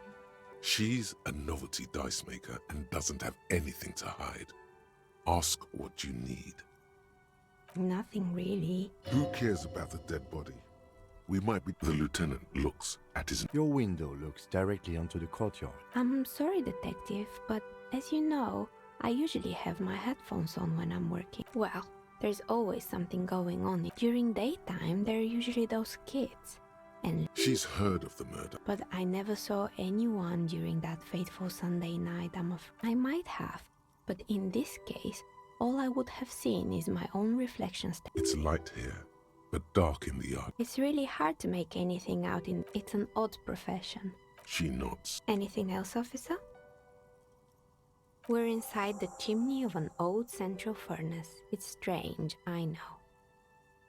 But when I arrived here, all the other rooms were taken, so I had to build my... Plaisance was right.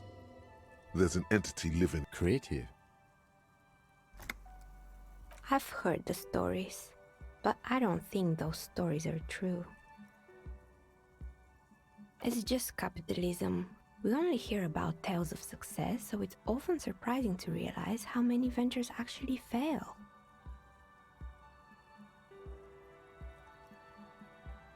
Plaisance, the bookshop lady? I've heard that her business is doing rather well. Have the energies spared her somehow? Oh, right. But it's not just the bookstore that's still up and running. What about the whirling in racks? Some people say it's part of the building complex. And then there is me.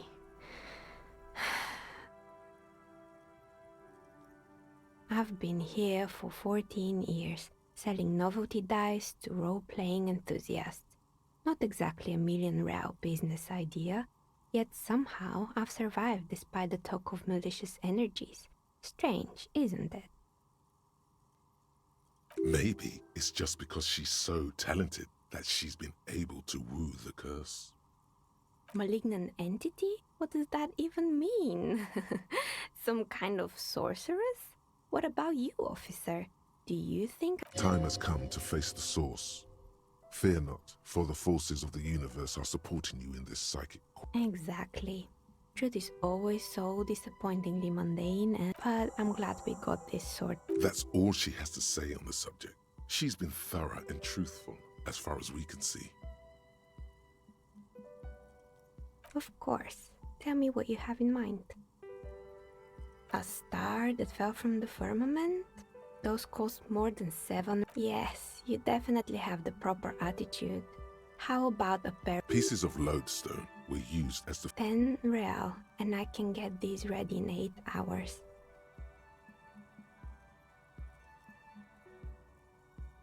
Maybe you have some other ideas for dice? I think I have... Police colors. Not the most original. Here, catch. A beautiful woman tossing you a gift.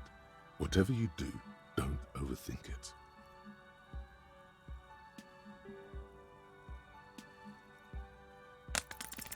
You overthink it.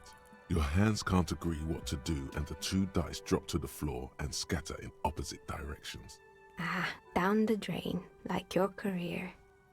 I apologize, officer. That comment was unnecessary. That one is made of bloodstone with a lapis lazuli inlay. The other one was the inverse.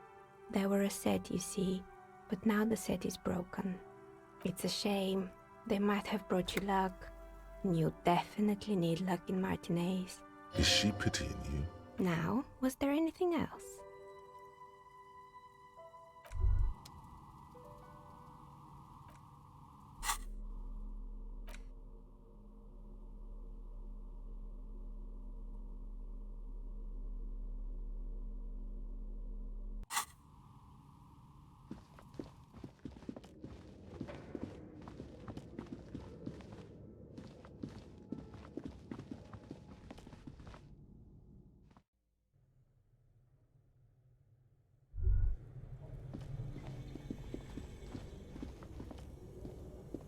A thick layer of coal dust. Looks like it. No one has used it in ages.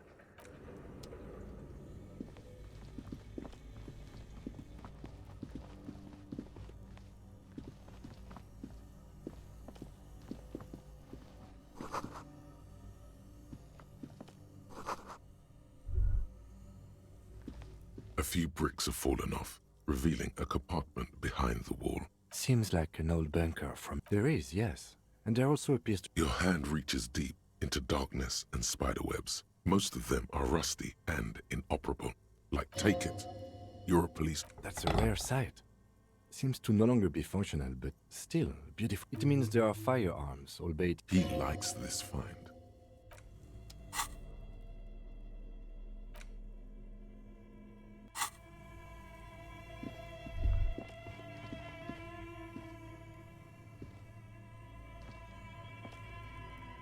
A few bricks have fallen.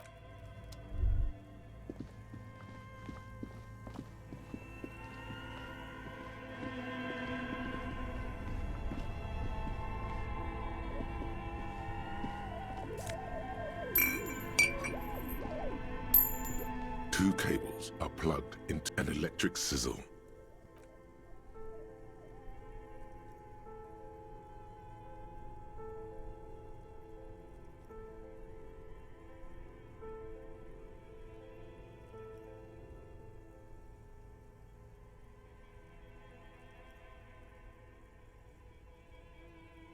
Something close. Why did you do that?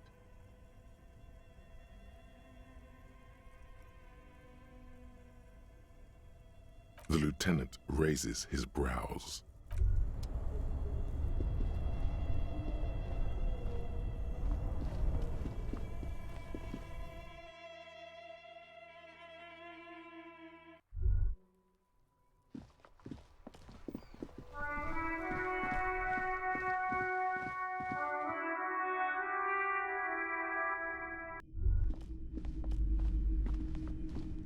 You're alive and well. Yes, yes. Tell her how ghastly it was. You know it's what she wants to hear. I knew it. But what else did you find? Did anything survive? No, of course not. A novelty dice maker? Well, spit it out. Why does she need the dice? For some kind of sorcery? I don't understand. If it's not her... The narrative she's built herself, it does need tearing down. Just don't say you don't have any answer yet. The uncertainty is to hell with it. Perchance you ought to just lie, sire.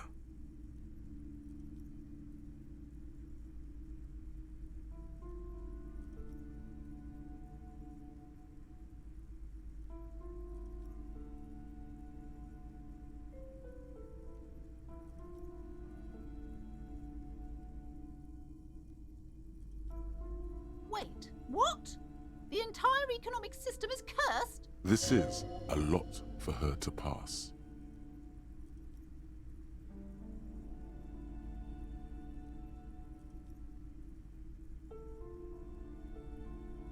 Cleansed? Well, I understand what's going on here. You went in... It's okay. You don't have to. I was wrong. Thank you for nothing.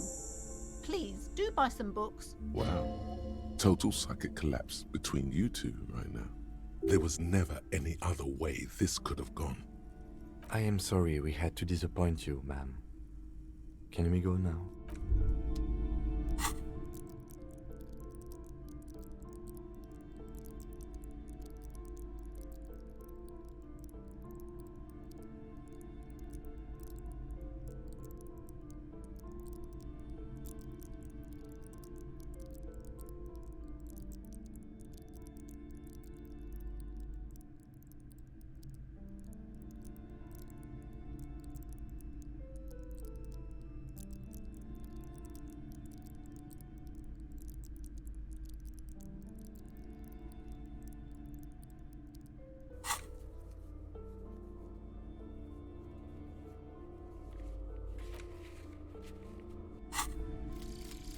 Advanced race theory.